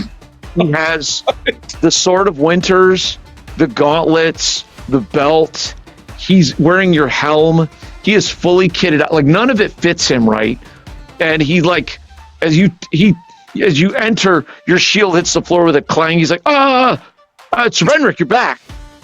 Clay, Everything's take my gear off. Polish it while you're at it. yes, sir. It's been very boring here, sir. I've been here all day. I know. Thank you for watching our stuff. Perhaps tomorrow you could come watch the Grand Melee. Is Brother Bertram all right? Did he get hit in the head? Clay gets. Oh, my boots! Gross! What? Pork chop, I'm sure of it. Oh gosh, Clay, go get one of the staff here. Have them bring up something to clean this. Nasty. He comes downstairs and again, Kadrak, you're feeling fine. You're just sipping your drink by the fireplace. Kepri, you're drowsy at this point by the table. What would you be doing, the two of you? She's kind of trying to convince Kadrak to go out. Didn't you, do you want some gear or something, Kadrak? I'll be your bodyguard. We should go. Oh, I'm so hungry. Can we go get, what were those things that they had the other day? You know, the things with the stuff. I don't know. Well, let's stop and get the things, because I'm hungry. I have a better idea, Captain. What if you get some food here, and I you don't watch want the me? food here. Listen, then you watch me drink any oncomers under the table for a while. Didn't I do that already? I know, but now that we've got a little bit of fame, I'm sure, and Kedrick will kind of just set his drink onto the table, and he will kind of shout out to the bar, I'll take on any additional comers. Already won the day's bout, but still going. And a couple of them like, he just won that contest. I'll take him on. About that time, the door opens, and you see framed there a couple of guardsmen in the livery of Riverwatch. And they kind of walk in. We seek the Aegis. Or is it the Aegis? Who's that? The party Oh, wait. led by Sir Venric Truesteel. Oh, that's us. Hey! Hey! Hello? I wanna. What? I don't know. What Yes, ma'am. Are you? About this time, Clay comes downstairs like, my boots. They threw up all over my boots. Clay, And go get Venric. What? Oh, yes, sir. Now, and he boy. runs back up the stairs.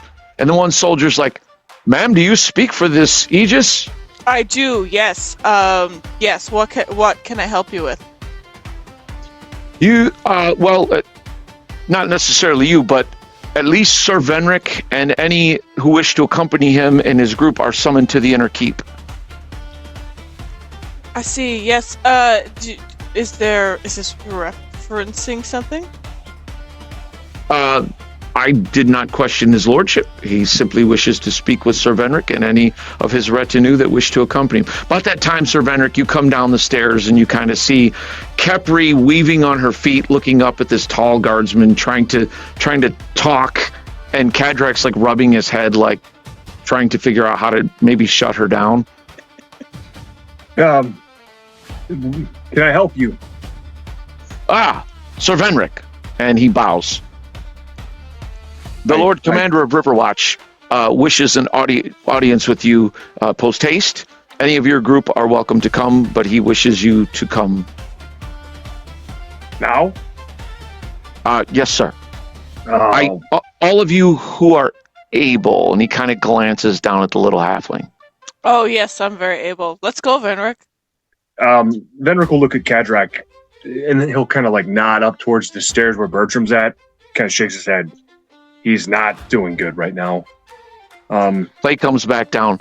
I can watch Kepri too. Kepri, let's. No, I want to go see the Lord. There's a wizard there. I need to talk to him. I'm fine. I'm good. I'm so good. Kepri, listen. I cannot take you into the Lord's chambers when you're inebriated. I'm not inebriated. Bertram is. Not me. Bertram is too. Kadrak, how is she? On a scale of 1 to drunk. Would on your hide end be a bit? Yeah.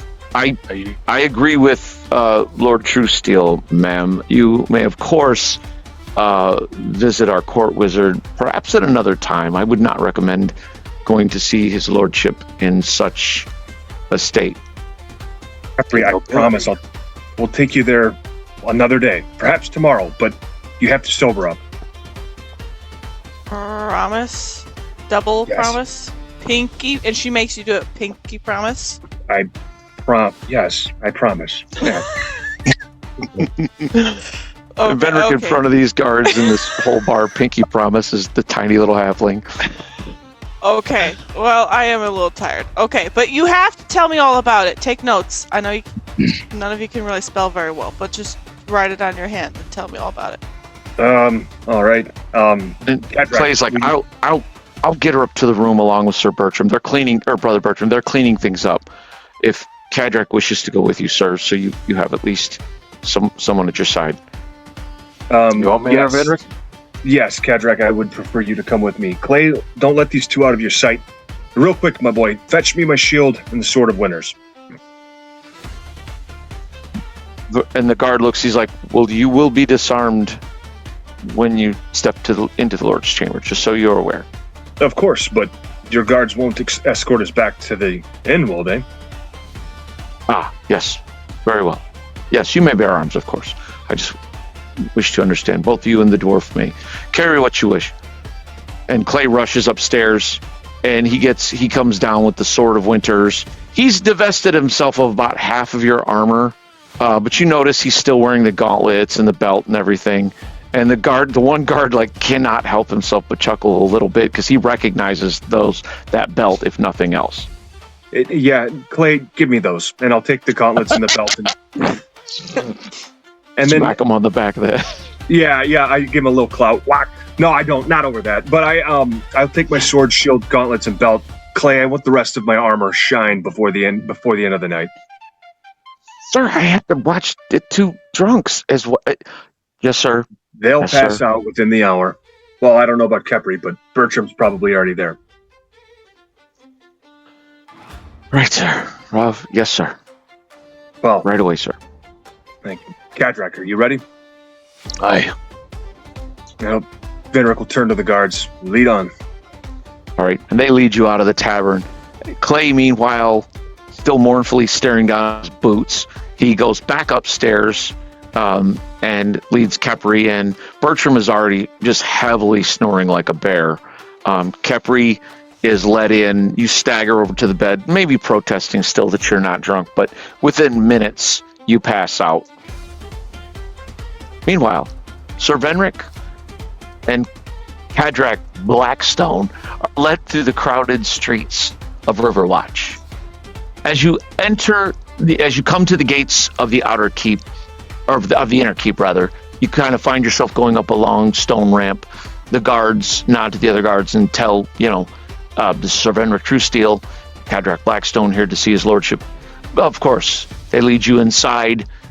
You notice that you're inside the main courtyard. You can see there's a smithy, barracks, stables, a well, everything within here. Sharp-eyed guards on the towers and walls. They lead you into the inner keep, and they bring you into a main hall, and they're like, I believe the meeting is to happen over here. And another guard takes charge of you and leads you down a long hallway. And he's like, just wait inside here. His lordship will be with you momentarily. And I do. Very good. You step inside the study. Yeah. As you do, you walk in a very beautifully appointed study, and across the table you see Venric Truesteel, my old comrade. And you see Sir Vargas Denon, black-clad Knight of the Shadowlands, grinning his trademark wry grin across the table at you. Let's take 5.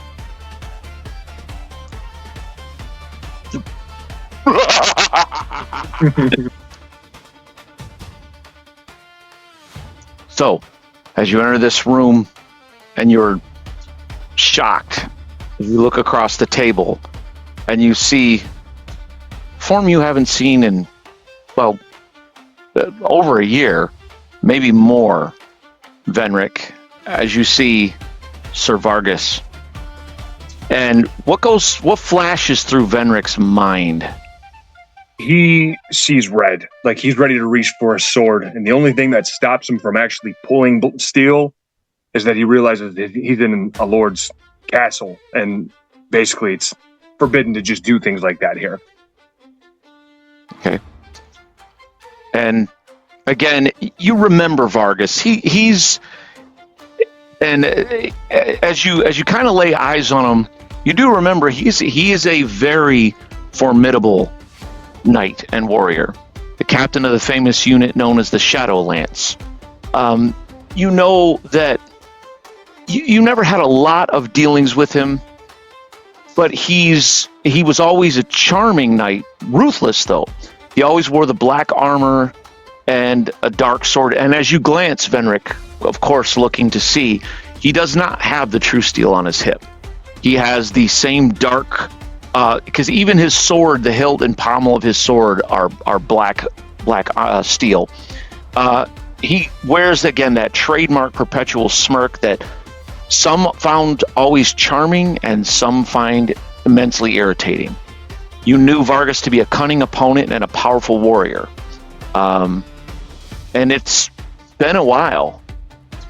And he's just standing there, and he says, as he looks across at you, he's like, "You look well."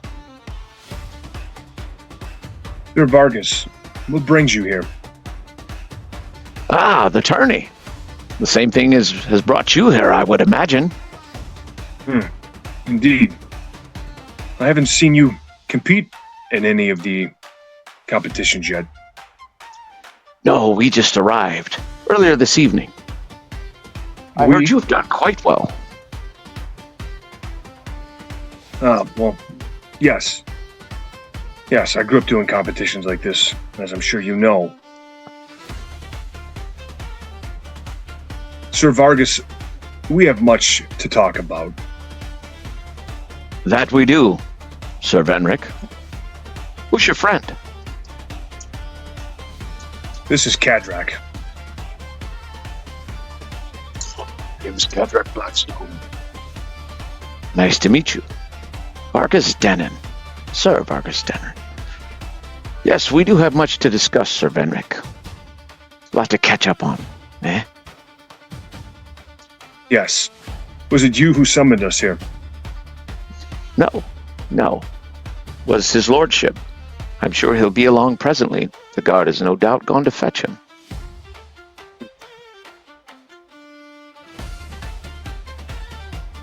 Oh. It's been a while. Where have you Yes, it traveled has. brought you? All over, my friend. He just grins broadly at you. And you? Guess you could say the same for me. Mostly here in the Lonely Valley, though. Cleaning up messes, locally. Ah, yes, your legend seems to be growing. That's what they say. So, Vargas, what happened at that day at the bridge? Ah, now we come to it. That's right. You mean the Bridge of Calford? That's the one. I was called away. By who? I cannot say, but It's best you know that the king and the king's court, they move in different channels. I received my orders. I was called away. I was sad to hear of Sir Tenian's death. He was a good man. And When your he capture- says that, Venric, he glares at him without breaking eye contact. Oh, there's that fire. The true steel fire. We never knew each other very well, Venric, but I knew you would go far. All the way. A lot of good knights died that day, including Sir Tenian, because you and the Shadowlands never showed up. Good nights die all the time, lad. It's something you should remember. I had orders, and you had orders. I did not kill Tenian, nor did I cause you to be captured. I did as I was bidden. We both serve. Take our orders. As he says that, the door opens and you see the Lord of Riverwatch enter. Sir Venric. And he kind of looks across. You've met Sir Vargas. Well, he said that you knew one another. And he kind of rambles to a stop, sensing the tension in the room. He kind of glances around Cadrak's long face, and Venric, it just fire in his eyes and seething as he looks across the table at Vargas. At this moment, just to break the tension for Cadrak himself, he holds up the mug and just makes it fill entirely to the top, just like slowly sipping. Cadrak just fills the mug, takes a drink, kind of slurps, and the Lord of Riverwatch kind of, despite himself, grins over. It is a fine item. Yes, I'd heard you won the drinking contest. Not much of a contest, but we tried. You, Venric. Boxing and wrestling. Not quite the pursuits of a nobleman, but I heard you acquitted yourself well. What can I say? I love combat. And he kind of snaps out of it, turns to the Lord. Yes, my Lord, I'm familiar with Sir Vargas. Good. Well, he has showed up, presented himself to me as he himself being a captain. And we had business to discuss. And then when I told him you become quite the talk of the tourney so far, Sir Venric. You and your Aegis, your band. I was hoping more of them would come. He holds up a letter. This was given to me by someone. My guards gave it to me. Your comrade Kepri. I'd hoped she would be here. This tells quite the tale of matters in Ruavin. It's true. We found out Vost has infiltrated, and they set up a group of bandits that were terrorizing the town with strict orders to not kill the population, but to make life difficult. Yes, Cadrak, myself, and the rest of us have dispatched of them. And as I say that, as I say dispatched of them, I look over at Sir Vargas, and that's not the only Vargas trouble. He kind of grins back. It's true, my lord. There are many agents of Vost floating about these days. One cannot be too careful. And the Lord Commander, he looks troubled. He says, "These bone breakers, though. This letter claims you handled them. Then." Yes, we killed every one of them, and the survivors are imprisoned, except for one who escaped. I see. And these black coaches, then? You believe that these belong to agents of Vost? Yes. Dead giveaway? Well, In fact, they're in all black. And again, he'll look over at Vargas, kind of look him up and down. All black. Oh my goodness, Sir Venric, what are you saying? I suppose you think I am an agent of Vost? I, a highly decorated captain of the Shadowlands?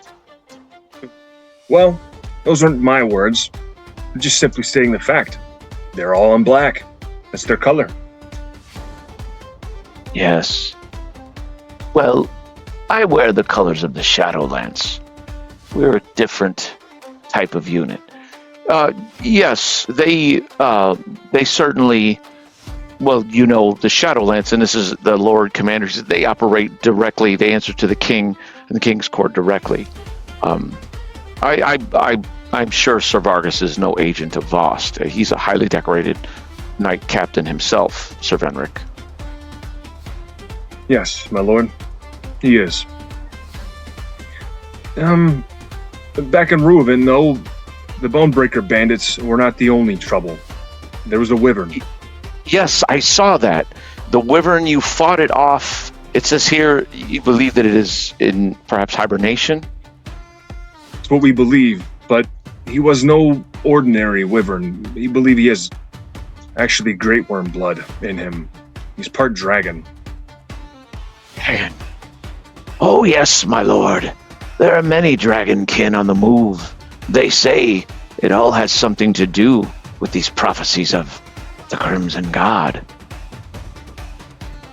And he kind of looks from the Lord across to you, Venric, and he just, again, every time he looks at you, his grin seems somehow broader. I've heard of these prophecies.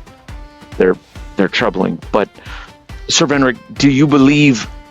I'm in a quandary, my friend. Our numbers are... Well, gentlemen, please be seated. And he kind of sits at the head of the table.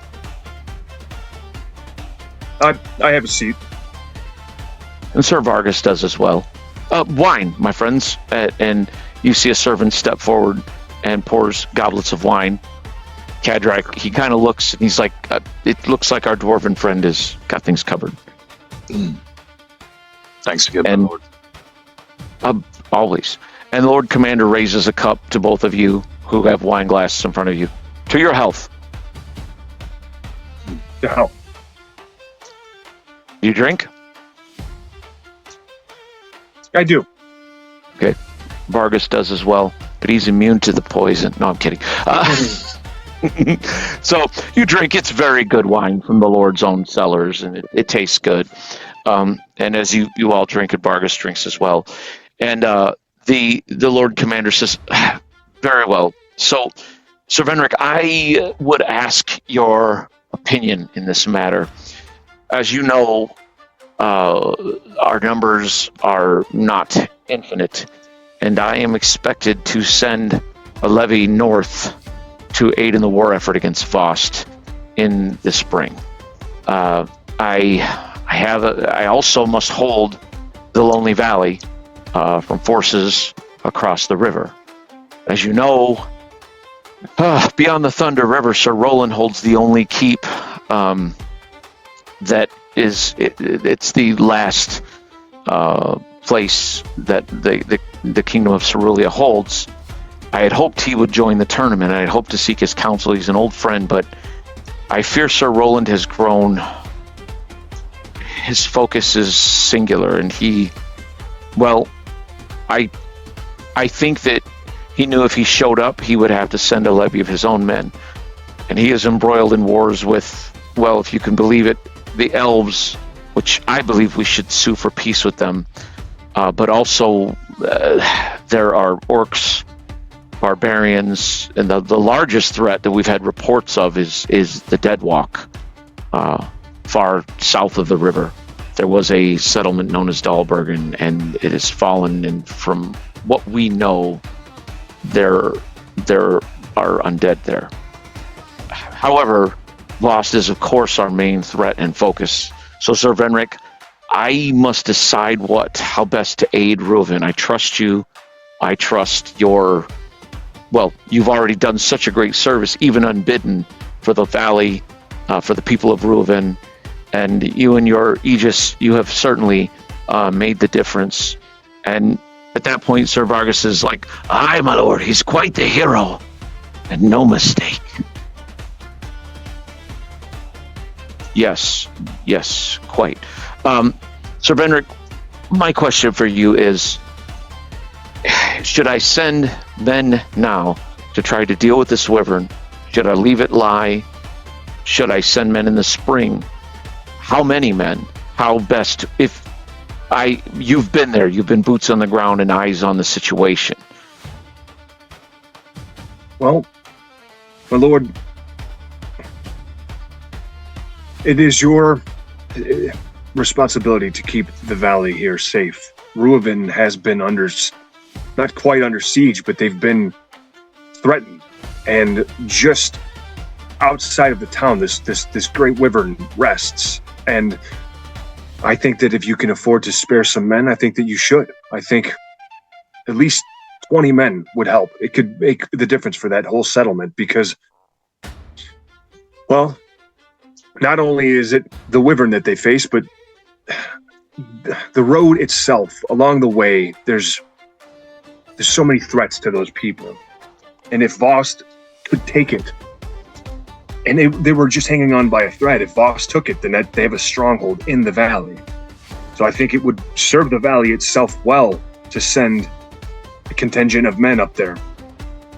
Even if not to force the wyvern out of its cave, which maybe they should while it's in hibernation, to just guard the town. There's almost no one there for protection. There's just a few small guardsmen, but they can't venture outside of the town at all. They can't afford it. That makes sense. Master Dwarf, you were there, were you not? Aye. What would your take be on the situation? Master Venric seems to have a pretty good head for tactics. As far as the beast goes, I don't know that send a bunch of men off into a hole after him, especially climbing that cliff. But they definitely need the manpower. Well said. I know you haven't been there, Captain Vargas, but what would your take be? And Vargas kind of like strokes his beard, looks at both of you slowly, and looks back to the Lord of Riverwatch. I think they're right, my lord. I think it would serve well. I think you should send 20, maybe 30 men up. Maybe some of your knights. As they say, it sounds as if this village is in need. Of course, that spreads you thin, but the war hasn't touched the valley here, and no doubt, if Reuven is weak, you can't be too careful with such matters. I agree with Sir Venric. A fine tactician he is.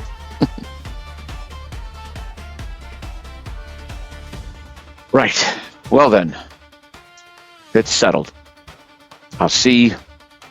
I'll go over, see what I can spare, and I'll send men north to Reuven as soon as possible before the first snows. Sir Venric, do you believe they should garrison the town or go after this wyvern? It seems as your friend Kadrak is unsure if that would be wise. Yes, I fought the wyvern. I don't know. That wyvern, it potentially could wipe out a lot of men. I think that they should garrison the town. Perhaps the Aegis could go back in the springtime to deal with this wyvern. Yes. The Aegis, yes, that is your band of heroes, yes? Who all is in that group? I've been hearing stories. Very fascinating. Yes, there's half a dozen or so of us now. Yes, the priest, Gedwin's pupil. Brother He's Bertram, with you, isn't he? a mighty priest he is. Yes, and a druid. Of course, I don't see them. Must be back at the inn. You seem to know a lot of our group, Vargas. Do tell. Well, the Shadowlance is skilled in reconnaissance. We keep our ears to the ground. We talk to many people. Why, your exploits at Fartham alone have reached all the way to Southcote. You've done fine work, Sir Venric. Fine work. Yes, we have a way of rooting out the evil in this land. Indeed. Right. And the once again, Lord Navarre looks back and forth between the two knights, not fully, realizing something's off, but not really fully understanding what. Is everything well, Sir Benric? Well, according to Sir Vargas, he's just following orders.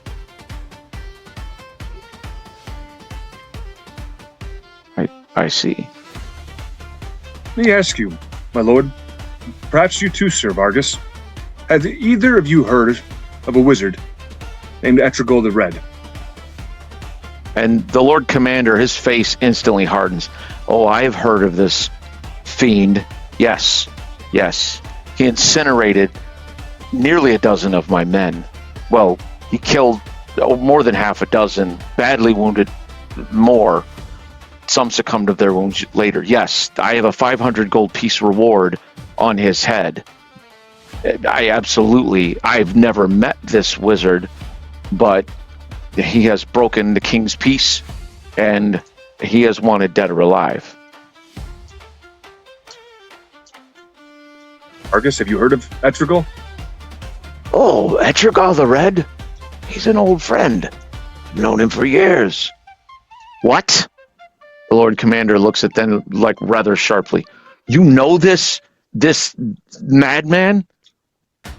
Well, I've not seen him for some time, my lord, and he is a wizard. When I knew him, he wasn't bad, so to speak. He is one of a group of mages who believes that the king's proclamation that all wizards must be registered is a violation of their dignity as not just mages, but as human beings. The king's law is absolute. Well, I'm not saying, my lord, that I agree with Etragol's stance. As I say, I've not seen him in some years. But yes, he's a powerful mage. Perhaps the things he's delved into have driven him mad. For all that I know, if I can't understand why he would attack your men, but I do not claim to understand the ways of wizards and magic.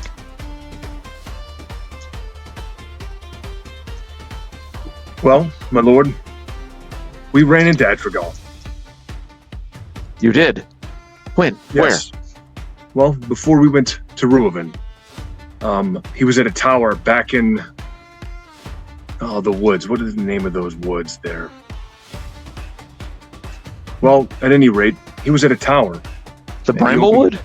The Bramblewood, yes. There was an ancient elven tower, and he opened a portal.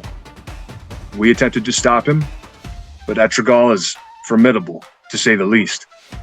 He opened the portal, and I believe he's in league with Vost, or something. I believe he wishes to open the portal to move troops in and out. I think that's one. Yes. This tower's in the Bramblewood, you say? Indeed. It's not the largest forest. It's much reduced from what it was, but it's always been a fey place and dangerous. There's even rumors that there are elves in the Bramblewood. Oh, there are. We talked with them. What? Elves Yes. in the... So you know this to be true, then? In the Bramblewood, yes. At least a contingent of them. Did you fight them? Did you give... Was... Well, no. At least the one we spoke to says he wishes that there wasn't a war between the human and the elves. And I tried to stress the point.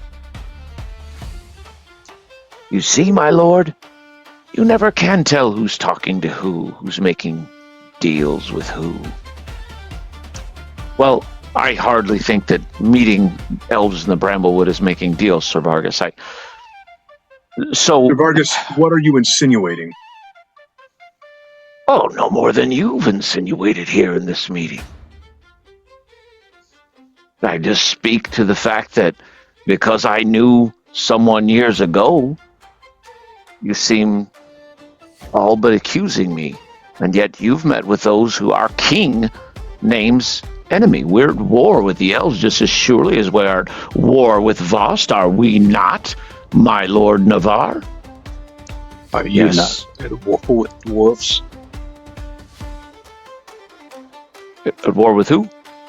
Dwarves. We are not currently at war with the dwarves. We have recently signed a treaty. Lord Navarre looks kind of happy at this, and he looks troubled at the mention of the war with the elves. Look, I do not believe the elves are our enemy, and the dwarves actually have been proven not to be our enemy. There was a treaty made with the Granite Hammer clan recently. An envoy of theirs left not long ago for Softcoat. Really? Softcoat? Interesting. How long ago do you think that might have been, my lord? Less than a fortnight ago.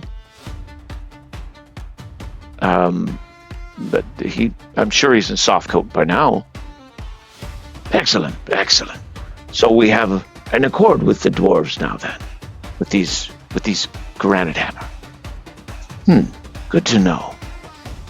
Well, yes, but the king knows of this, Sir Vargas, and this was a treaty. I exercised my authority. I did, I was able to broker a treaty, and we're now in a non-aggression pact. The clashes we had with dwarves were more misunderstandings, and Master Kadrak, you should know this. There was never open war. There has unfortunately been open war between the Kingdom of Cerulean and the elves of the Endless Weald, but even that I believe to be a misunderstanding, and I believe that is something. Well, I am seeking for my part to bring such hostilities to an end,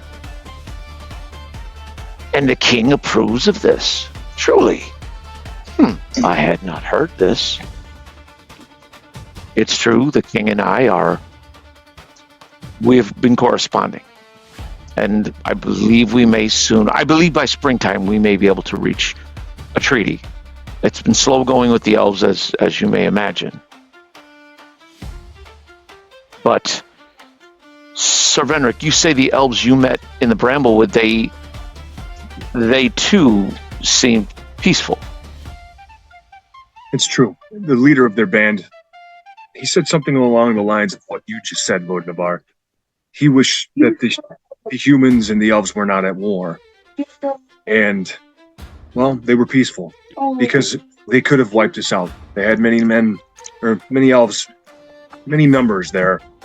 And it was just myself and my small group. And you believe these elves, did you? These ones, I did. Well, Sir Venric, apparently you're acting on behalf of the kingdom. You should be applauded for your efforts. Well, Captain Vargas, Sir Venric did what any noble knight would do. I believe he acted in the best interest of the kingdom myself. But Venric, right now with such hostilities, you should know that people that stray too far into the Endless Weald go missing. So we need to find these elves that you spoke with. They might even be the key toward a peace treaty. I can't seem to connect with any elves right now. If you go that way again and you were to see them again, do you think that they would be willing to speak with you? If not me directly, One from my party, yes. I can almost guarantee it. I see. I will give into your care then a letter and ask that you see it to this elven commander or captain that you spoke of. Are you sure that's wise, my lord? And you're sure the king would support such a course of action?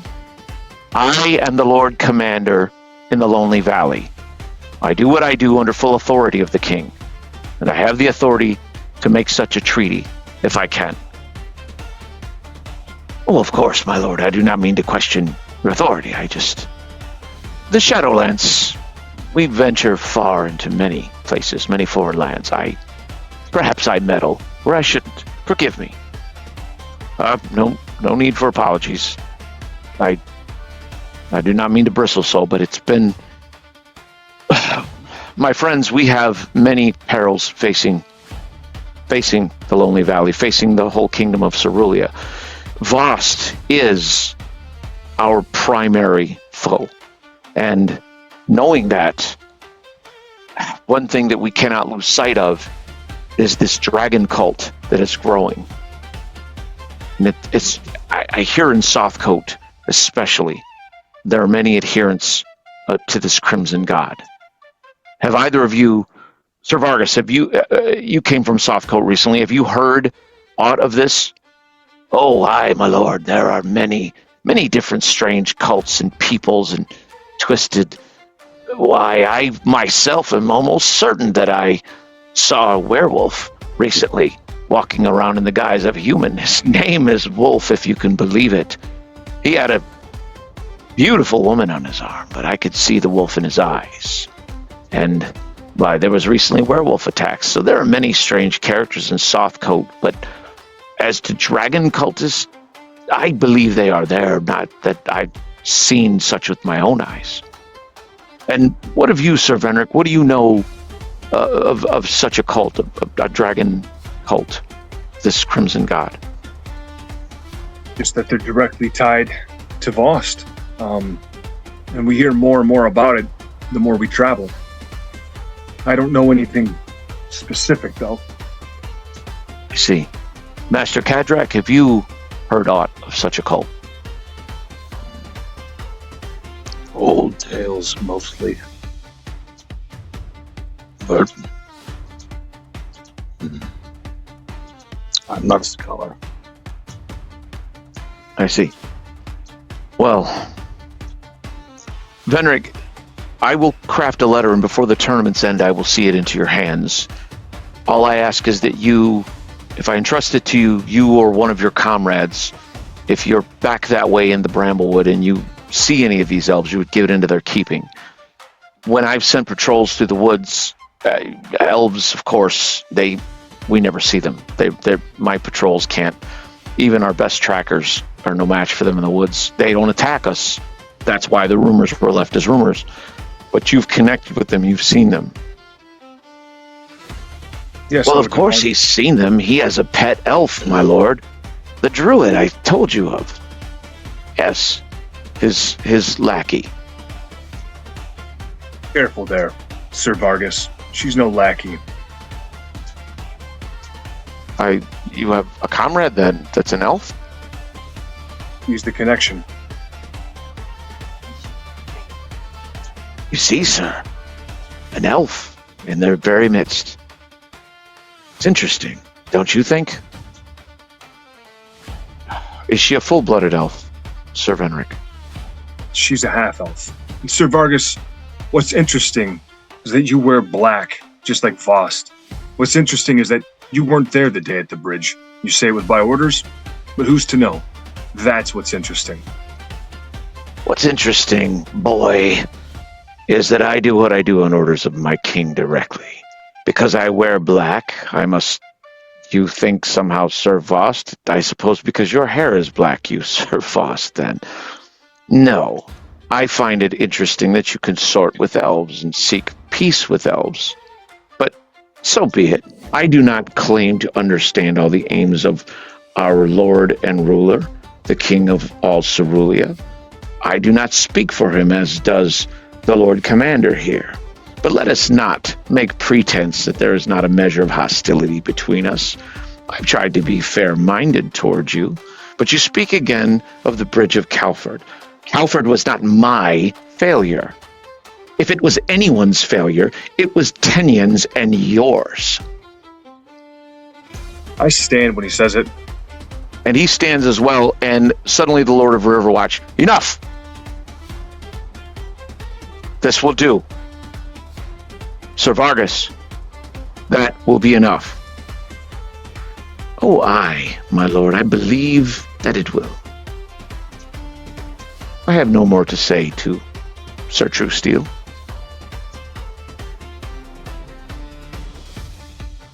Sir Venric, I don't know much about the events at the Bridge of Calford. I mourned Sir Tenyen's death. I knew him many, many years ago. He was a fine knight and a great captain. I grieved him, as I'm sure you did. As you say, the Shadowlance's absence, well, it led, I'm sure, unknowingly, well, they had orders to be gone, and the Shadowlance answers to the king and to the king's court. Sir Vargas comes and goes as he's bidden. There's no more to be said there, but I bid you both walk in peace within my realm. Yes, my lord. What say you? Yes, my lord, of course. I mean no disrespect, so long as none is given to me. Very well. Well, as I'm sure you're both here for the tourney, I'm sure you may meet on the field, and perhaps any hard feelings, well, can be dealt with there and handled. Ah, yes, a couple of my retainers mean to compete in the melee tomorrow. You'll meet them. What of you, Sir Vargas? Oh, I've left such primitive pursuits as the melee behind. I'll compete in the joust if I have time.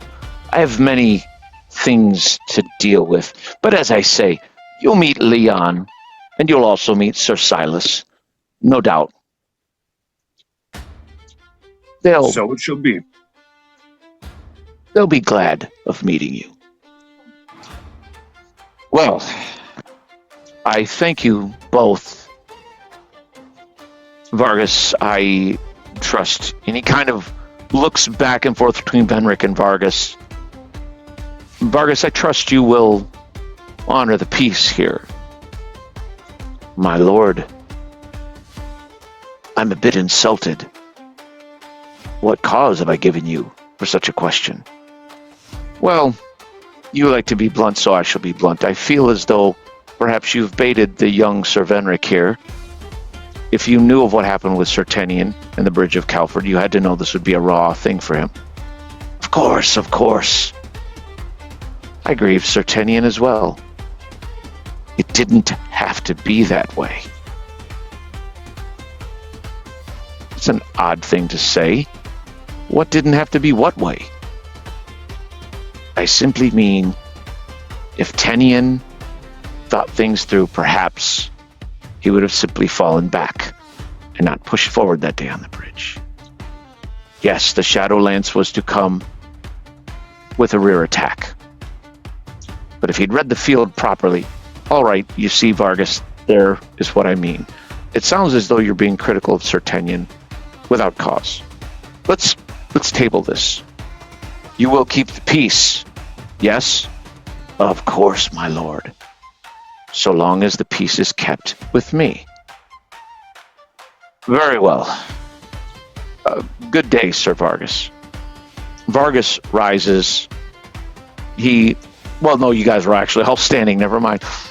As he walks around the table, he stops, he bows to the Lord of Riverwatch, turns and sketches a bow to Sir Venric.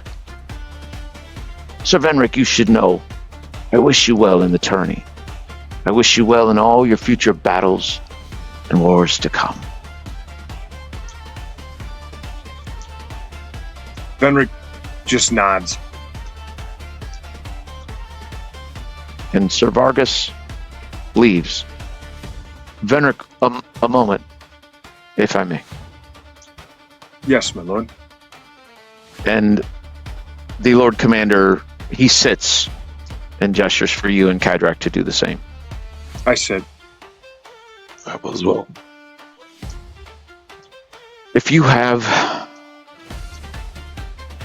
proof of anything, I would hear it. I must caution you. Vargas Denon is a knight of the realm in high standing. Again, as I've said, he's a captain who answers to the king. He's not above the law, but I would be cautious with accusations if you don't have proof, if they're unfounded. very well, my lord. I have no proof. I have sat with this for over a year now. And I guess in my mind have blamed Sir Vargas. But like you said, he answers to the king, and that's exactly what he said too. Perhaps his orders truly were to fall back. It's hard to not blame him for the death of Sir Tenyon, though. He taught me almost everything I know, and he was a great man, like you said, and he's gone now. And Vargas is a hard man to trust, I will admit. There's something about him. The Shadowlands has long operated in different lands, different nations behind enemy lines. It is the reason that they wear different armor, different colors. They do not wear the white and blue of our kingdom. Doesn't sit well with many. But by the same token, you and I both wear the blue and white. I wear the black boar of the Navarre household. I know that you are a true steel, but you bear the white griffin of Griffin Company upon you. And so I think in some ways it's unsettling that someone like Vargas, who bears no device, no insignia, and it's true, his armor's black and like that of troops of Boston. But just, Sir Venric, you've acquitted yourself so well already, and well, again, you have done a great service to the realm, to the Lonely Valley, to the village of Ruaven, to me. I'm Lord of Ruaven along with everything else in the Lonely Valley. Father Gedwin wrote very highly of you and your group. If you come upon proof, if you come upon something that makes you certain that Vargas is up to no good, come to me first, please. We'll deal with it. Lord Navarre, I certainly will. If I find out anything, I will come to you first, and I will make sure that this letter is given to the elves. And I will tell you this: when we ran into Atragal the Red, he mentioned Sir Vargas by name. He called him an old friend. Now, that story doesn't part ways with what Vargas said. Vargas himself said that they were friends a long time ago. But Atragal did call him out by name. See, you think Vargas is lying about it? Perhaps he's seen him more recently than he's letting on. I don't know. Like you said, I don't want to hurl accusations, especially because, like you just pointed out, who Sir Vargas is. He holds weight. His name does. I don't trust him, but that doesn't mean that he's actually guilty of it. But, like you said, something just doesn't sit right. He rubs me the wrong way, and I don't just mean because of Sir Tenyon. Something's off about him, but I have no proof. Very well. Keep your eyes peeled. I'll do the same. I will be sending men north to Ruaven. I will prepare them. Perhaps on the morrow. The snows are not far off. I'm hoping we can finish the tournament before the snows hit. But, as I say, I will get men there hopefully before the snow hits. I will keep my ear to the ground as well. I will have my agents looking into Sir Vargas. From what he told me, he's just recently returned in country, as he put it. details. I don't know where he's been, beyond the borders of Cerulean, certainly, with his retinue. Their camp is, they've made camp outside of town. Again, he rode up and introduced himself at the gates just before nightfall. And, well, we talked of many things. He knew of you. He knew of many things that have been going on in the Lonely Valley. And he said it was because he'd been sent here. When I asked why, when I asked his business, he simply said he was, and I quote, on orders of the king. And it's frustrating because even though I outrank him, I have authority here in my keep. I do have authority within the land, but Vargas operates under a special dispensation from the king. And so, all those things being equal, I must tread carefully myself with him, as must you. He has powerful friends at court. He does. He's a formidable warrior, too. I know that to be a fact. And I will watch. I will watch what I say. I will respect your laws. I don't know. I'm almost at a loss for words. I understand.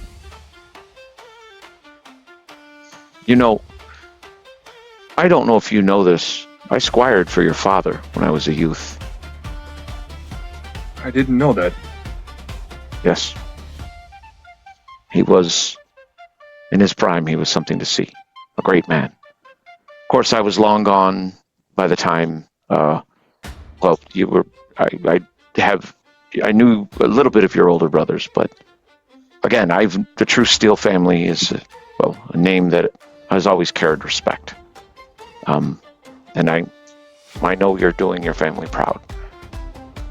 This is unfortunate, this business with Vargas. Perhaps it's all a misunderstanding. Perhaps there is something going on here. I cannot imagine what he's playing at if he's up to no good. Traitors hang, and if there was ever any evidence of that, he would most certainly, but he would know that. What throws me is he presented himself here happily. He came here to speak with me. He came to participate in the tournament. He said his men were glad because they wanted to make the melee. So, but I suppose in such dark times, my friend, we must all keep our wits about us. We should. And for what it's worth, I think that you're right about the elves. I think if we can make peace with them, we should. I think we should make as many allies as we can. Vost is, it's a vast empire. I think we could use all the help we can get. Indeed, and that is exactly how I have felt for some time. There are elves in Selwyndian that are allies to the kingdom. The barony north they have made their alliances with them. So it's not unheard of. Master Kadrak, the treaty that I have made with the Granite Hammers, how familiar are you with the Granite Hammer clan? I know you're a Blackstone clan, if I'm not mistaken. Well, can I be honest with you, Lord Noir? Well, of course, I prefer it. Name's not Blackstone.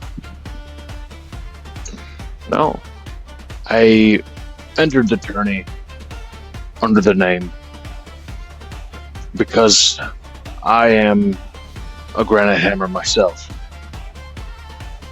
I see. Why the deception? And I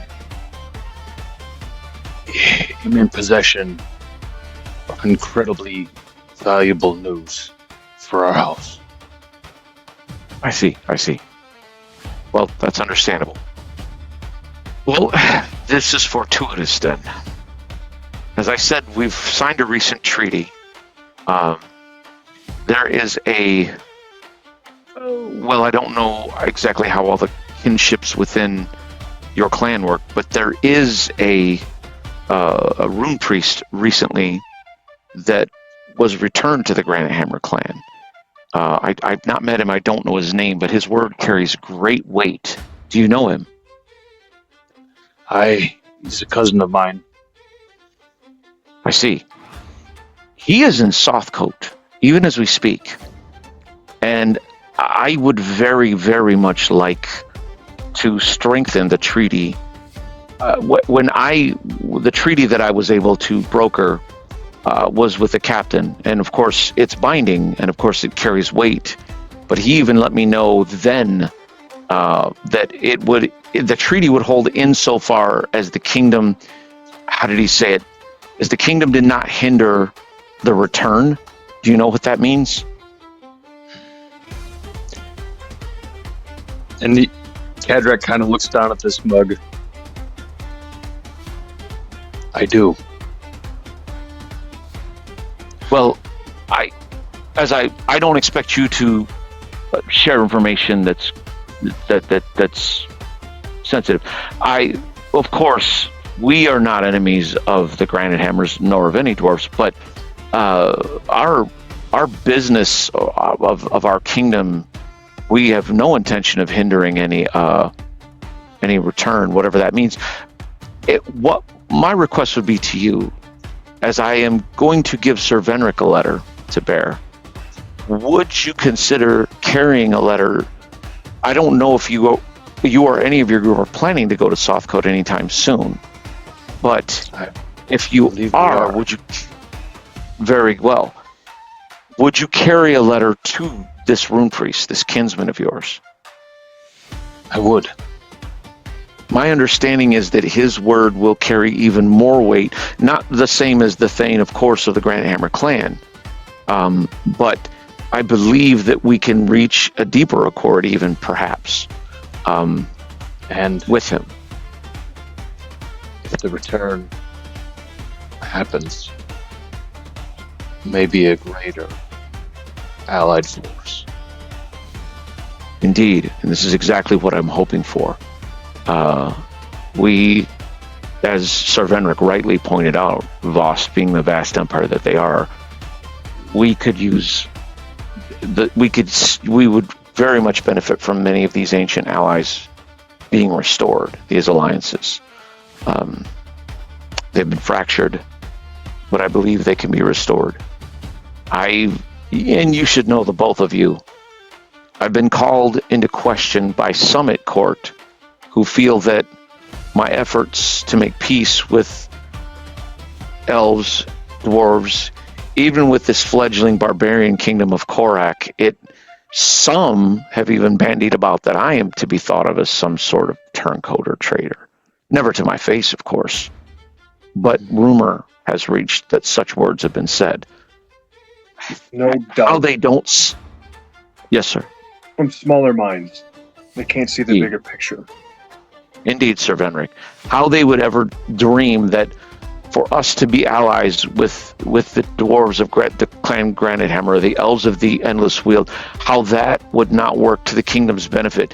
If nothing else, it would be, we wouldn't have to worry about foes at our back. And in the best possible circumstances, we might gain allies in the war to come. Even the barbarians, when they came to this land, there were battles that we fought, but we've achieved something of an uneasy peace. Now, I have not been able to treat with their warlord, but I believe that in time I'll be able to do that. But it would be madness to leave in these shattered lands any enemies at our backs that don't have to be enemies. Some, yes, have to be enemies. The orcs, of course, they're our enemies. The Iron Circle, the Hobgoblin Slavers, they're of course our enemies. But, well, again, the elves and dwarves, there's no need for them to be our enemies. Agreed. At any rate, it's late. I know you've both competed today. I've enjoyed watching you both. Tomorrow will be the Grand Melee, among other things. So I don't wish to hold you any longer. So unless there are words you have yet to speak. No, my lord. I believe we've put it all out there on the table. Very well. He stands then at that point and extends a hand to both of you. Dan, shake his hand. It is good. It is good to have made your acquaintances, and I will have the letters that I speak of prepared and sealed with my personal seal. Very good. As you wish. Good night, my friends. And that's where we'll call it.